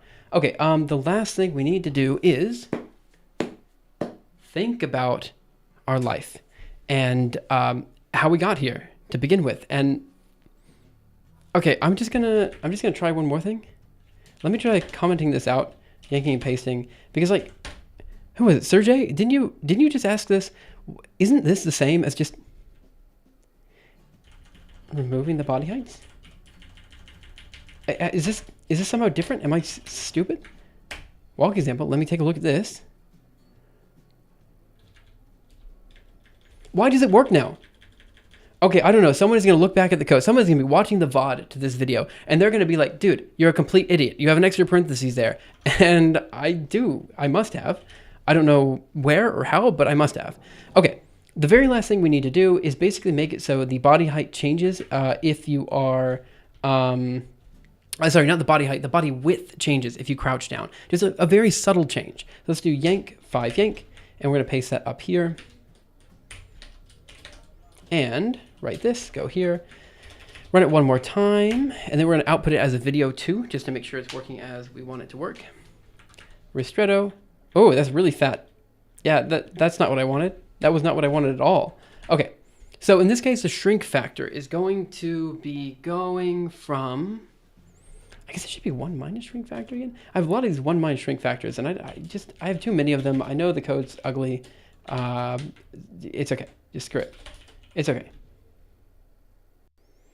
And then I have an extra translation, I think. But in this case, I don't need that. So I should be able to do the following. And then I think I can actually just put the AND statement in here. And that should work. Okay, let's see what we got here. It should get fatter. Ooh, look at that fat boy. It sounded weird. Why would I say look at that fat boy? What am I? Okay, I don't know why I said that. It somehow sounds weird. Sometimes you don't ask why it works. Yeah. Okay. I think it's actually getting a little bit too fat. So I think I'm going to make it so the maximum that it can get to is 1.5. Let's try that one more time. Walk example. And then we're going to output it to a video and see what it looks like. Yeah, okay. It's still a little fat. It's okay. I don't mind. Good. So let's go ahead and delete all this. Output it as a video. 1 second. This is taking way longer than I expected, by the way. I guess I should just know that everything is going to take longer than anticipated. Well, there's our walk animation, guys. Beautiful. We're done for the day. Let's just go home. We're almost there. We got the crouch down and the movement up at this point. Magic numbers all over the place. I don't think there's that many magic numbers. It's just the body height or the body width is a bit of a magic numbers there. But there's not too many, I don't think. Get status dot get add. What's the difference with the project.toml? Oh, I don't want to add either of those. So get add examples dot get add source dot get status dot get commit dash m. Getting the startup and cool down phases to work with the walk interface. Hit push, origin, walk. I get branch. Walking. Perfect. Next up, proper scene tree. We're very far from getting, like, I know it looks like we're nowhere. Like, I mean, we literally have a guy bouncing in the upper left-hand corner, and I'm excited about that. The reason is because, again, the fractal animation engine, Fable.jl, it's a new rendering method, you know? Like, it's like if people were coming up with rasterization for the first time, and then they're like, you know, obviously showing objects, showing your first triangle in OpenGL is quite exciting, you know? And that's kind of where we're at. We're at like the first triangle phase, you know? And I know it took me like 1.5 years to get to the first triangle phase. I mean, if you look at the code development, let me just go to Fable.jl. Here we are. And I mean, I'll just show you the insights here. And we go to the contributors here. I mean, there were a couple months where I didn't do that much, but I mean, I've been steadily working on it since 2022, this entire year I've been working on it. And it's like, you know, 20,000 lines of code. I mean, if you can't remove lines of code, it's over 30,000 lines of code edited by me. And so it's like, it's not like I haven't been working on this, but man, it takes forever to get anything basic up and running. Hey, Valentine, how are you? So yeah, it's just been a while, you know, it takes time to do this type of development. In particular, I'm working with this person's code who I don't know if he understands heterogeneous computing or not, but it takes a long time to get like the background libraries to work. So, you know, kernel abstractions, for example, is one of those I was trying to, so Valentine's the author of kernel abstractions. I was going to do a little punchy sense of humor with him, but then I realized I kind of feel bad for doing that. But yeah, so this code base is actually written off of kernel abstractions. Kernel abstractions is like a GPU API for Julia, I guess you could say. It's basically you write down kernel abstractions kernels, and they work on any hardware, essentially. There's some pieces of hardware it doesn't work on, but for the most part, it's good. If hardware like GPU hardware is supported by Julia, probably you can use the kernel abstractions kernel, and it will probably work. Don't blame me for your life choices. Yeah, well, yeah, that's true. I didn't have to use Julia. I could have stuck with C++, and I could have... In fact, there were a couple times while writing this code base, I just got so frustrated with Julia. I was like, man, I just wish I was still using C++. But recently, I had a friend of mine who has been struggling a lot with his C++ interface, in particular, CUDA interface for LabVIEW. So... yeah, that was interesting. I have a conversation with him again on Monday. The interface is like LabVIEW to CUDA no, what is it? He needs the CUDA code to run a kernel. And so it goes from LabVIEW to C++ CUDA back to LabVIEW so you can do the visualization. It's really a mess is what it is. And it makes me happy that I don't do experimental physics, because if I had to interface with LabVIEW, I would be really pissed off. Like my entire life, I'd be pissed off. Okay. Good news, we have the crouching down and the standing up animations working, which means now we have to start working on the actual walking animation. So for this, I'm going to kind of create a couple of different steps.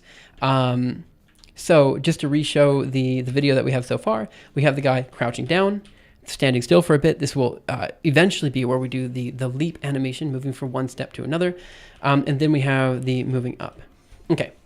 So if you look at the visualization we have in the upper left-hand corner here, you'll note that we already have something that kind of looks like a walking animation. We have a crouch down, a movement up, and we also have a jump animation as well, where the character actually lifts up into the air and then drops back down. We could use that, and I think for the first test, we're going to do something like that, and then we're going to incorporate aspects of leaning and, like, you know, landing appropriately. So I think for the next hour or so, we're just going to basically start, let's see, where do we go? We're going to start with the leaning down, and then at this stage, we're just going to translate the character over to where it's supposed to land, and then move it up. So we start with basic translation, then we move to basic jumping, and then we do the, I don't remember what they're called, but like the, you always want to like lead the viewer where you're going to go. So what you want to do is you want to prepare the movement, i.e., again, in this case, lean forward as if you're about to bounce. And then you also want to prepare for landing. So this is why I drew the following earlier. 1 second, up here. The character is going to lean down. We have this step and this step done. Then he's going to lean forward, jump, lean forward, lean backwards, land. And that's the animation. So what are the steps? Journal, new page before. So we have a couple things left to do. 4 things I can think of, actually. So, number 1 is going to be basic translation, which should be pretty quick, I think. Step 2 is going to be jumping. Step 3 is going to be leaning. And then step 4 is going to be a full walk cycle. So we say you're going to do like 3 steps from point 1 to point 2 and show how that cycle continues. So he should have a startup frame of leaning down and then bouncing up. And then doing a couple steps, and then leaning up at the end. So these are the 4 steps we have left. I'm fairly confident we can get this one done. I'm potentially maybe 25% confident we can get this one done. I'm like 0.5% confident we can get this one done today. This one, I don't think we can do today. I think we're going to, if we can get to 1 good jump by the end of today, I think I'm happy with that. My next stream is not going to be until Monday, but, you know, during stream yesterday, I said I was going to do like 1 really good, high quality stream every week. And I realized that I actually really enjoy streaming. And so even if, like, again, we don't get too many people watching the streams, it's kind of a good way to motivate me to just like think about the code in a particular way, to explain what's happening. And it's, I don't know, it's just, it's kind of fun for me to do the stream. And so if I can, I'm going to try to, I don't know. This is where I need your guys' advice. I don't know if I should be doing this on Twitch or YouTube, because the advantage of YouTube is that the whole VOD is now available. People can watch it. They can enjoy it at their own leisure. But the advantage of Twitch is that, like, you know, is live and people can find you better on Twitch. And then also, like, yeah, I don't know. Live rubber ducking. Yeah, that's what it is. There are advantages to Twitch and YouTube. Comment section, let me know what you guys think about staying on Twitch, moving to YouTube, I'm on YouTube right now, staying on YouTube, moving back to Twitch, all this kind of stuff. I'm still very interested to hear what you guys have to say about that. I think YouTube is technically better for me right now because I do have a pre-existing audience. I just need to kind of, like, you know, get the people interested in the code that I'm writing and stuff. But there's some stuff, again, that I don't feel comfortable doing on YouTube. Like, for example, the writing streams. I used to love doing the writing streams, even though, again, basically no one watched them.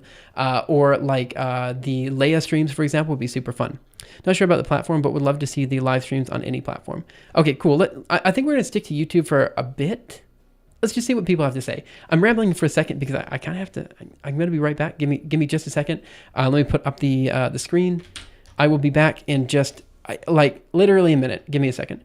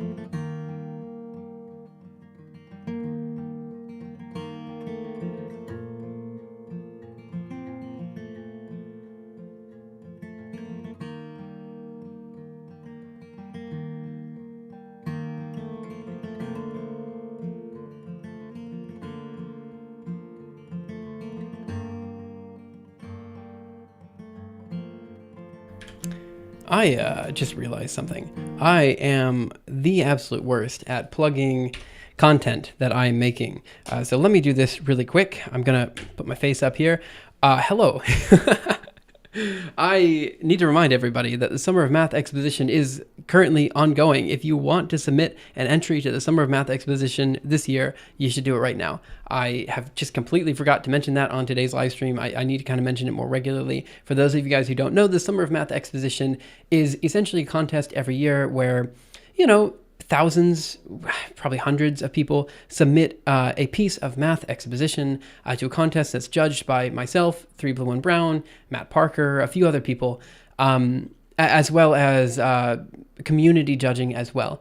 Usually people who submit to the Summer of Math Exposition see like a huge increase in their viewership for that particular video. This isn't always the case, but you can, in principle, see a large increase in viewership because you put a video forward, let's say, on YouTube.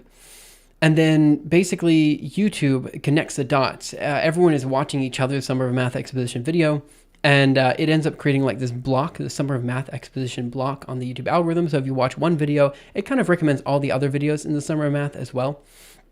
And so for that reason, a lot of people see a pretty good viewership of their video where they might not ordinarily see it. So if you're a new content creator, it's really good for you. If you're an old content creator, it's also really good for you because you're helping out the community, and the more math content that's out there, probably the more likely people will watch your own math content. So it's kind of a win-win situation. Anyway, that's my plug.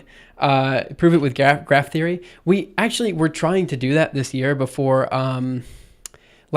putting forward the Summer of Math Exposition, because we did want to explain to people like how good it is to actually do the Summer of Math and why you really should be dedicating time to doing it. But we didn't this year at all. I wanted to put out a video like saying something like, this competition breaks YouTube or something.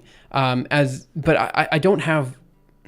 I have the data to support said claim. I do not have the theory to support said claim. And so that's why I have not posted anything, because I know my own community would be really pissed off if I posted something without like a clear formalism to describe what I'm trying to say. And that's kind of where I'm at. I don't exactly have a way to describe what I'm doing. I just know that the data kind of backs up what I'm saying. So it would work for like general YouTube, but not my own community. Anyway, let's go ahead and get this visualization on the road. What am I doing with my life? Here we are. Okay. So again, we have the leaning motion. Now we have to do the movement, which are these 3 frames here, and we have to do the standing. So what I'm going to do now is I'm going to do a basic translation. We're going to, how do I want to do this? So let me see what I tried to write down before. So we're going to go into animations movement. So here's the truth. I already have a leaning animation, and I already have a jumping animation, and this is essentially just a combination of jump and lean put together. So to some extent, I don't really need to create a separate animation for this. I can literally just combine those 2 animations together with a rotation. I'm not sure if it's better to write my own. See, I have here lean, leap. I have lean put together with leap. So I think maybe, okay, let's start with a basic translation. That's what we're going to do. A very basic translation from one point to the next point. And I'm going to call that translation leap. So up here, we have the leap up here. And so we're just going to add the lean later. So let's do the leap first. DD here, DD there. And for now, we're just going to make sure it runs. So I'm going to do J here. Oh no, are you kidding me? Oh no, it's fine, it's fine. Whew. Sorry, I hate when things are over 80 characters. It drives me nuts. I know there's like a super old school way of coding, but for some reason, the 80 character rule kind of is stuck in my head. I'm not entirely sure if I'm going to be using this walk function. So the reason I have the walk function is because there's 2 ways I could imagine doing this. Again, we could create a separate operation, which is just leap, and it does everything together. It does the rotation, it does the lean, it does the actual movement, the translation. Or we could imagine that it is a combination of three pre-existing functions, i.e. Rotation, jump, and something else. And in this case, what we would do is we would do like what we did with the bounce function here, which is essentially just going to say from start frame to end frame, we are going to modify our fractal inputs, observables, whatever you want to call them. We're going to modify them with time so that it always does the same set of transformations, i.e. rotate, jump, etc. It's just in this case, we basically are modifying keyword arguments on the fly as opposed to modifying. It's essentially a different way to do it. One, the interpolation happens in the kernel. The other, the interpolation happens outside of the kernel. I think because this is kind of a learning exercise, what I'm going to do is I'm going to create one big kernel that does everything and just kind of see the difference, see which workflow I prefer. I think in the end, doing one big kernel that does everything is going to be a better workflow for people as opposed to multiple kernels that are composed together. But I do need to also prove that composability is possible because I haven't done that yet. So anyway, I think I'm going to do one big leap kernel, and that's what I'm going to do. So let's go up to leap, which means our walk function here is essentially, we don't need it anymore. So we can remove that, go up here, and let's go ahead and remove walk. And what I need to do is I need to also say in our examples, for example, the bounce animation and the jump animation and the lean animation, I need to explain that these animations are done in a different way than other animations are done. Because this, again, this whole repository, the Lolly People repository, is essentially showcasing what people can do. Wait. Christos, oh no. I don't know, I do not know how to pronounce that name. I'm so sorry, but hello, how are you? Chien Koth? I'm pretty sure the first one's like Christoph. Christoph? I'm so sorry, but hey, how are you doing? I hope you're having a great day.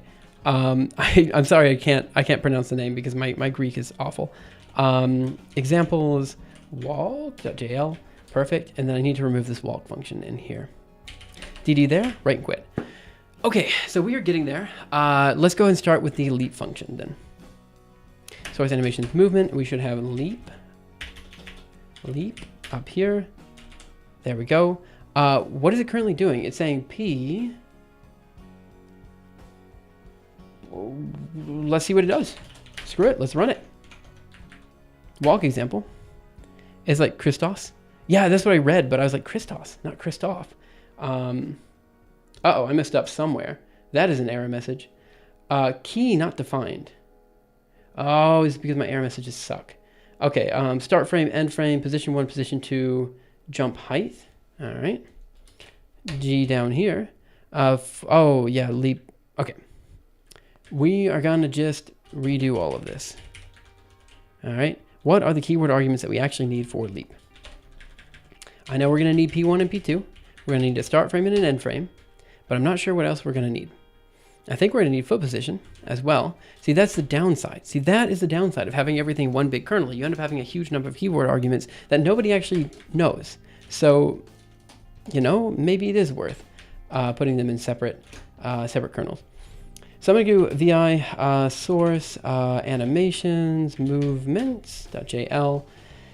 Move down here and let's see. So the leap kernel is going to be up here. So the keyword arguments I have right now are start frame, end frame, P1, P2, and jump height. That's what I've got.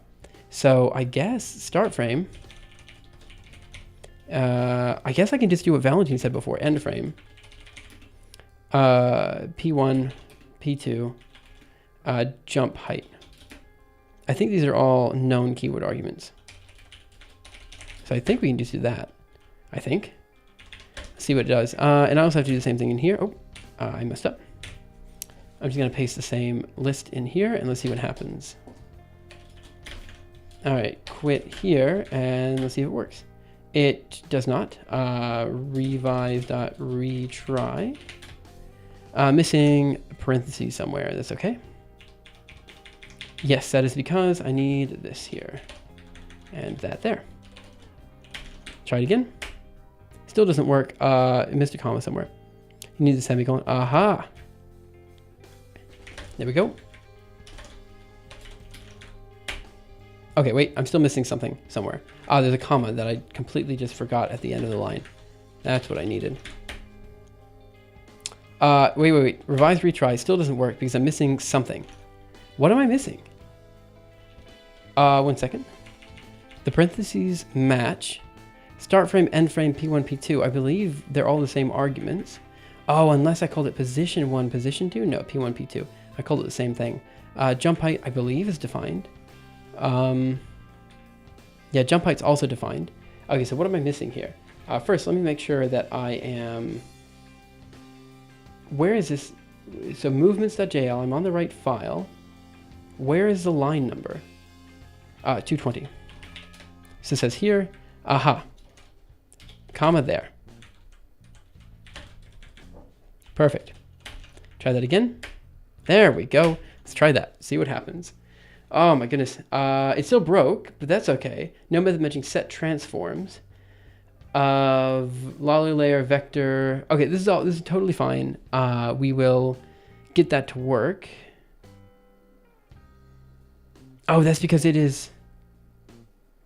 Wait, I can't do a vector of... I thought I could do a vector of... I can definitely do a vector.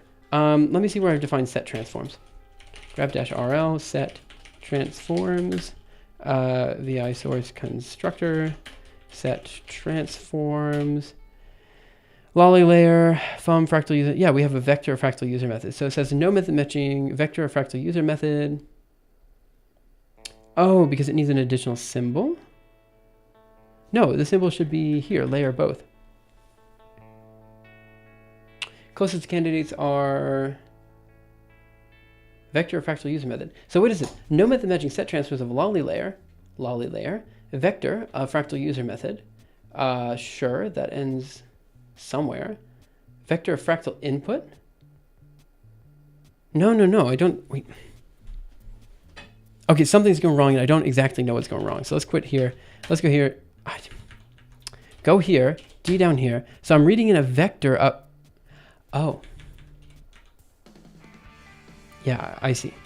I think I see. This should go here. Layer is equal to head. And then we have a vector of fractal inputs, or fractal operators here. That should be a semicolon, I guess. But that shouldn't do anything. Yeah, it's still broken. Let me change the number of startup frames to 3 again. And let me see why that function's not being called. Let's just do 1 startup frame, actually. So that it doesn't, it breaks as soon as possible. This one somehow gave me a completely different error. No inexact error for trunk. Okay, well that was not expected. Let's do startup frame is equal to 2. Okay, 1 error at a time. I don't know what the truncation error was. There must have been something to do with, I don't know. There's something wrong with the kernel. I'll fix that in a second. Let's work on this one first. So why is this not working? Set walk transforms. It says there's no method matching set transforms for the lolly layer. That's this guy right here. And then it says vector. Am I dumb here? It says vector of set transforms lolly layer vector a fractal user method. That should be fine.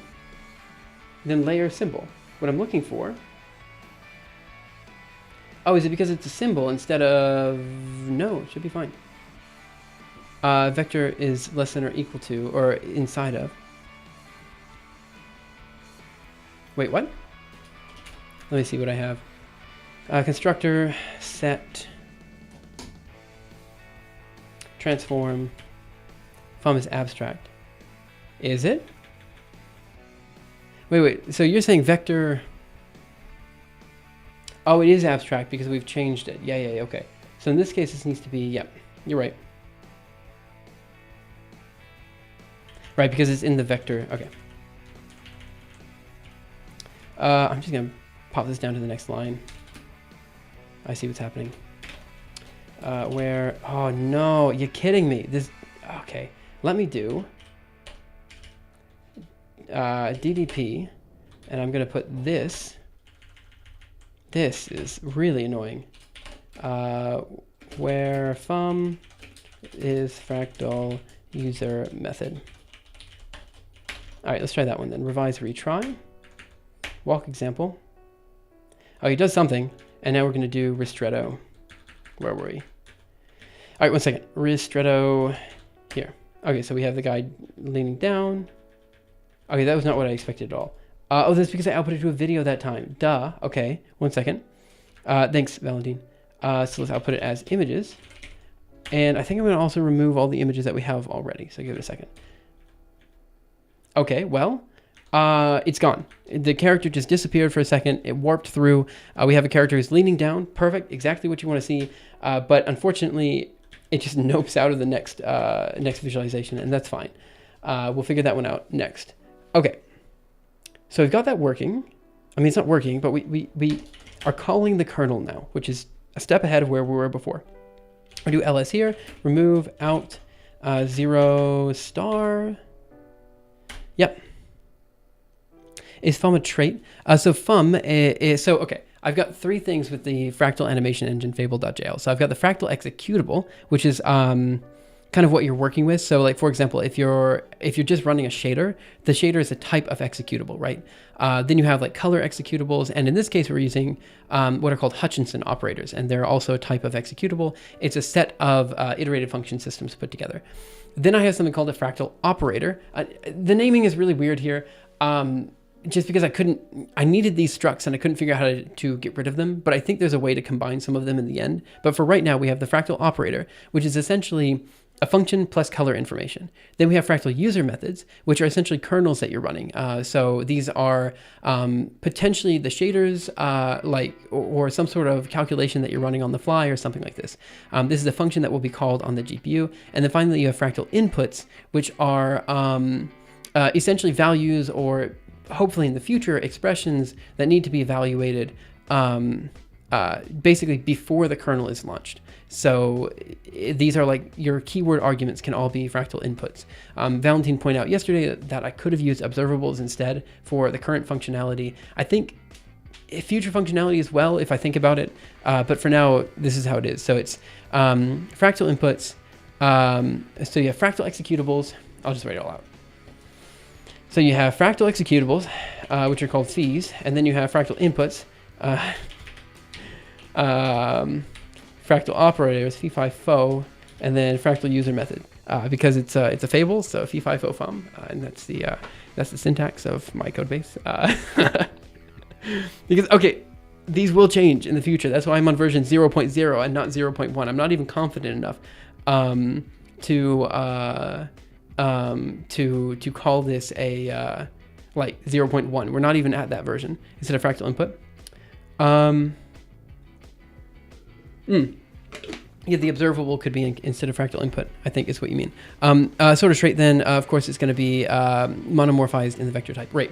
So it was something like this. What I didn't realize was, yeah, because the vector, we changed basically how fractal user methods worked just recently in between version 0.0.1 and version 0.0.2, which made it so now they have more information in the type at the type level instead of at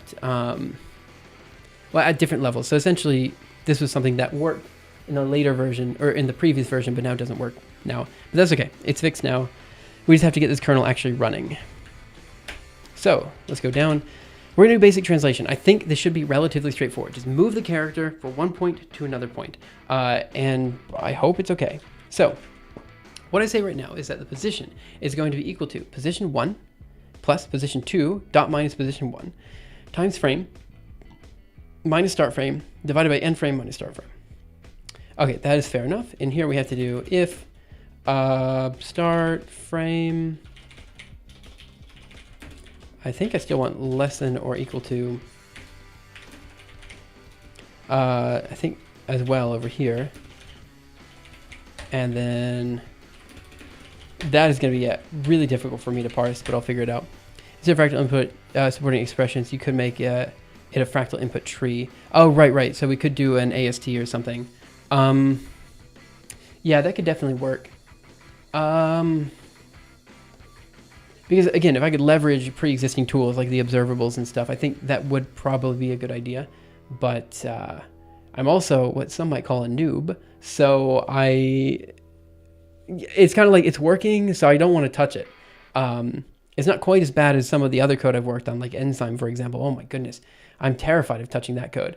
But I don't touch that code even. I'm so far away from it. All I do is find error messages, but every time I try to incorporate it in my code, I get another error message and I'm just terrified of it. But still, it's kind of like it's working and I want to make animations now. So I think I'm creating a list of things that I want to do for 0.03. Server NIH syndrome. Wait, what is a server NIH syndrome? Sever NIH. NIH is the National Institute of Health? Maybe I'm wrong. Okay, so we're creating a position. We're saying it's going to be P1 plus P2 dot minus P1 times frame. Why did I choose this? Okay, we start at P1, right? Then we go to P2. I also need a foot position. So let's add in a foot position here. So it's gonna be foot position. It's gonna be equal to 0, 0. Okay. So let's just remove that and let's think about what we want to do. So first we want to tell where we are in the transformation. So I think I'm just gonna say we have some value and it's gonna be ratio, number. Because I'm going to use this number twice, I'm just going to say ratio is going to be equal to frame minus start frame divided by end frame minus start frame. All right, this is going to tell us how far along we are in the leap animation. So this is going to tell us like if we're halfway through, if we're starting it out, all this kind of stuff. Okay. So now what we need to do is we're going to say, since it's a tuple, am I allowed to do this? So let's do A is going to be equal to 1, 1. And now we do 0.5 dot times A. Is that going to work? Yeah, it does work. Okay. Common trait among Julia programmers. Not invented here. Oh, I see. Sever not invented here syndrome. Yeah, so I do have one problem with the Julia ecosystem in that like, there are so many small packages that people use and it ends up becoming kind of a pain because like you'll have an issue with package A, right? Or you're writing package A, right? And it loads in like 20 other packages just because you load in package B and package C and package D. So only 3 packages, but they load in like 25 other packages. And they, at the end of the day, your list of packages that you have installed as a user is just insanely high. You have way too many packages. And at any given point along the line, one of those packages could fail. You could run into an issue. And a lot of times it's so deep into the Julia ecosystem, you just don't know how to fix it because it's not your code. It's someone else's problem. But now it's your problem and you can't fix it because you have no idea how the other person's code works and all this kind of stuff. It's why the old school C style way of just writing everything yourself is somehow better sometimes. Not all the time, but sometimes I feel like it's better. Also, I don't think anybody can hear this except for me, but there is someone who is playing music outside. We live right next to a kind of a city square in Barcelona, and there's always someone playing music, or every now and again there's someone playing music. It's getting a little frustrating, but that's okay. So let's get the translation done, and we'll see where we're supposed to go. In principle, I have a meeting that I'm supposed to be at right now, though. But I usually skip that meeting because, frankly, I don't usually get too much from that meeting, so I don't typically go. Let's get the translation working, and then we'll see where we go from there, because I don't think this is going to be too difficult. So what we're going to say is we're going to move down here, and we're going to read in as well the foot position. Go in here as well, foot position. I don't know why I went all the way up to the top. Write this, leap. Okay, so in principle, what we're going to do is we will do, we need to find a new y and x value. So I think that's what we're going to do in here. We're just going to find a new y and x value. It might be the same meeting you're supposed to go to. Sorry, I've not shown up to that meeting for a couple weeks because I just haven't shown up to the meeting for a couple weeks. I've been in the US and all that kind of stuff. But, okay, so we're going to define a new, I'm sorry, Valentine, you can tell the boss that we are, you're late because you were in a meeting with me if you want to, and then say that, but then that means I'm out of the meeting. Yeah, I don't know how to do this. I have to do it in a coded way because I don't want everyone to know exactly who I'm talking about. But anyway, you can claim it's my fault if you're late to the meeting. Okay, so let's define an x and a y value. So we're going to say x is going to be equal to, we're going to start at p1 minus p1 of 2 minus p2 of 2. Now, how is this going to work? Okay, we start at p1 of 2. And then we're going to do plus, I guess, p2 of 2 minus p1 of 2 times ratio. Sure. And then we're going to do minus foot position. Something like this. And then we do the same for y, except this is going to be for ones. Be productive. Yeah, see you, Valentine. Thanks for stopping by. I'll see you around. There, minus foot position of 1, foot position of 2, and then we're going to return point yx. I don't know, let's see if this runs. Walk example. It does not run because foot position is not defined, but it should be defined because how's foot position not defined? Oh, maybe it's down here that it's not defined. Foot position is equal to lolly params.foot position. I see. I don't know if I can combine the two methods. So let's do foot position is going to be equal to lolly.params.foot position.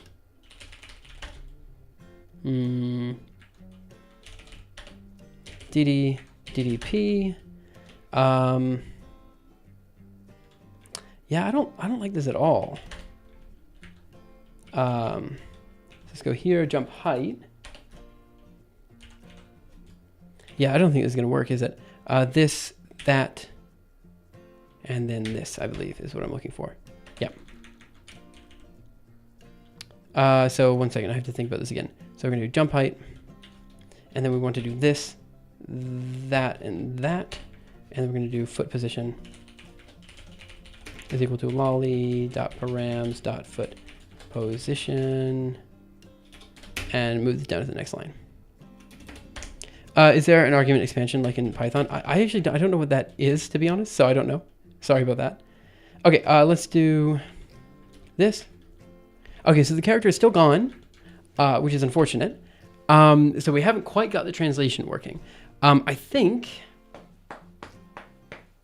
Okay, I'm still not used to these streams anymore. Like, I'm quite tired right now. I'm not going to end here, but I'm going to get at least the translation done. Like I said, I'm pretty sure we can get the translation done. And then I'm going to think about what we need to do for the leap and stuff, and we'll probably get that finished on Monday.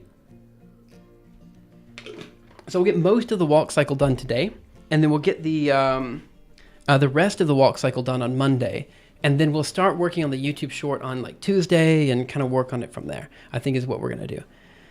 Okay. Also, because my kid is in daycare from basically 9 to 5, it's plus or minus like an hour or so.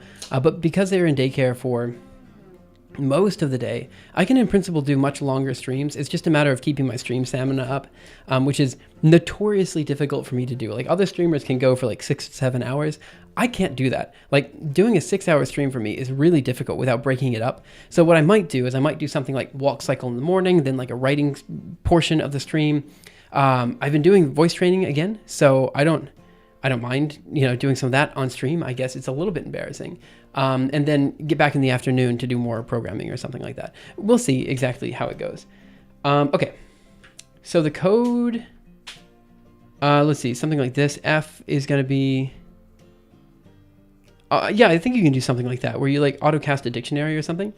Autocast, that wasn't what I meant.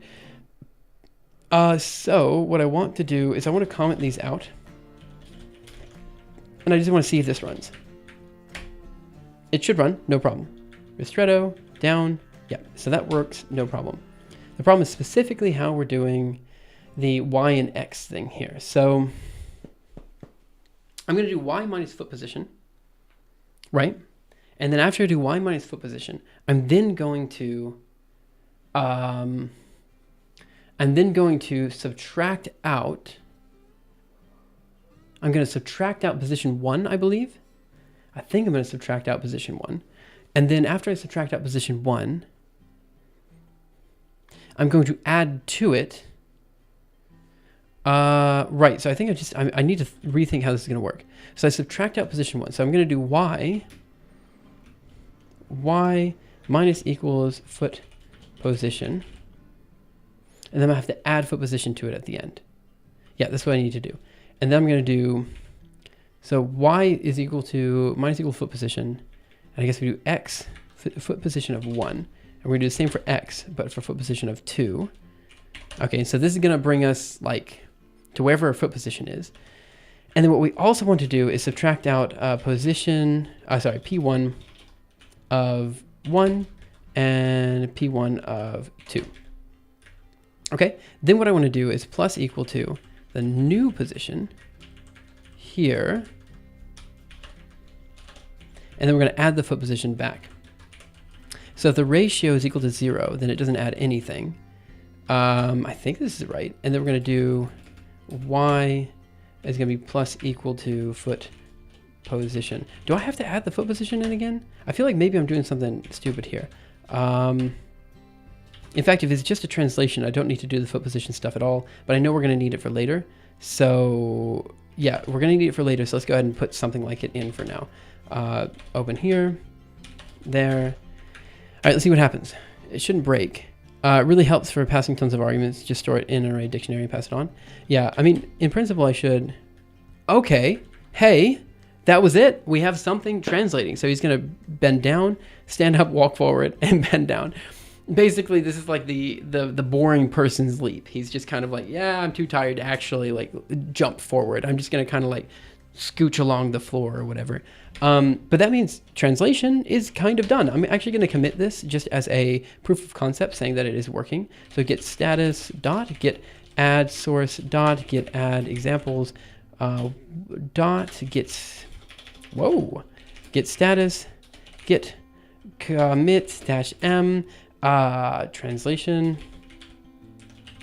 is working now for jumping. And so what I'm going to do is I'm going to do this in stages. We have to do the jumping stage and then the leaning forward and kind of like leaning back phase. So these are the two other things that we have to add in. So git push, origin, walking. Okay. So in the interest of making these streams digestible and watchable by a bunch of people, I'm actually going to close the stream here. We got pretty far. We got the translation done, which again was kind of what I said. I think we can mostly get this done.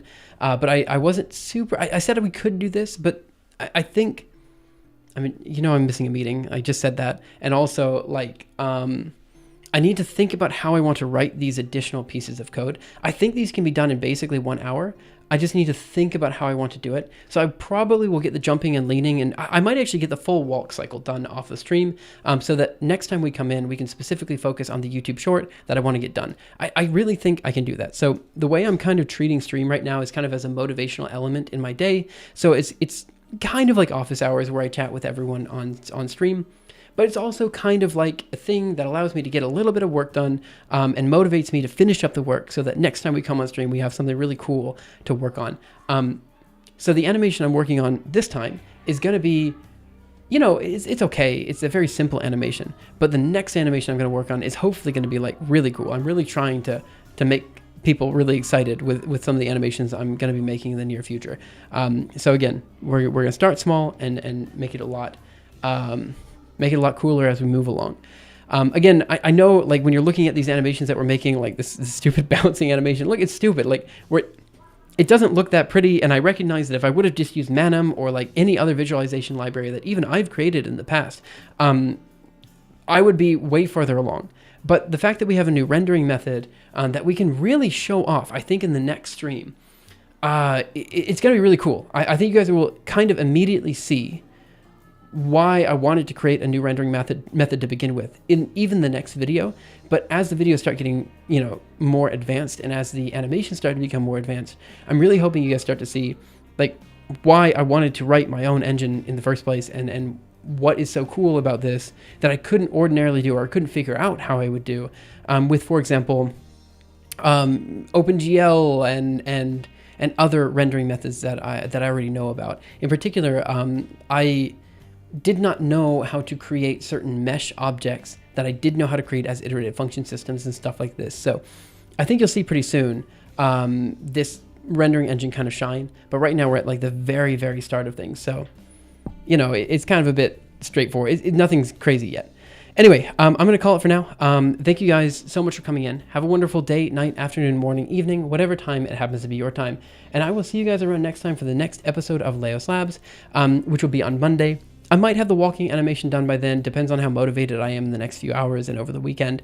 But I'm pretty excited. I think stream went pretty well. I think we'll continue on YouTube streaming, but let me know what you guys think in the comment section. That is it. So I'll see you next time. Bye, guys.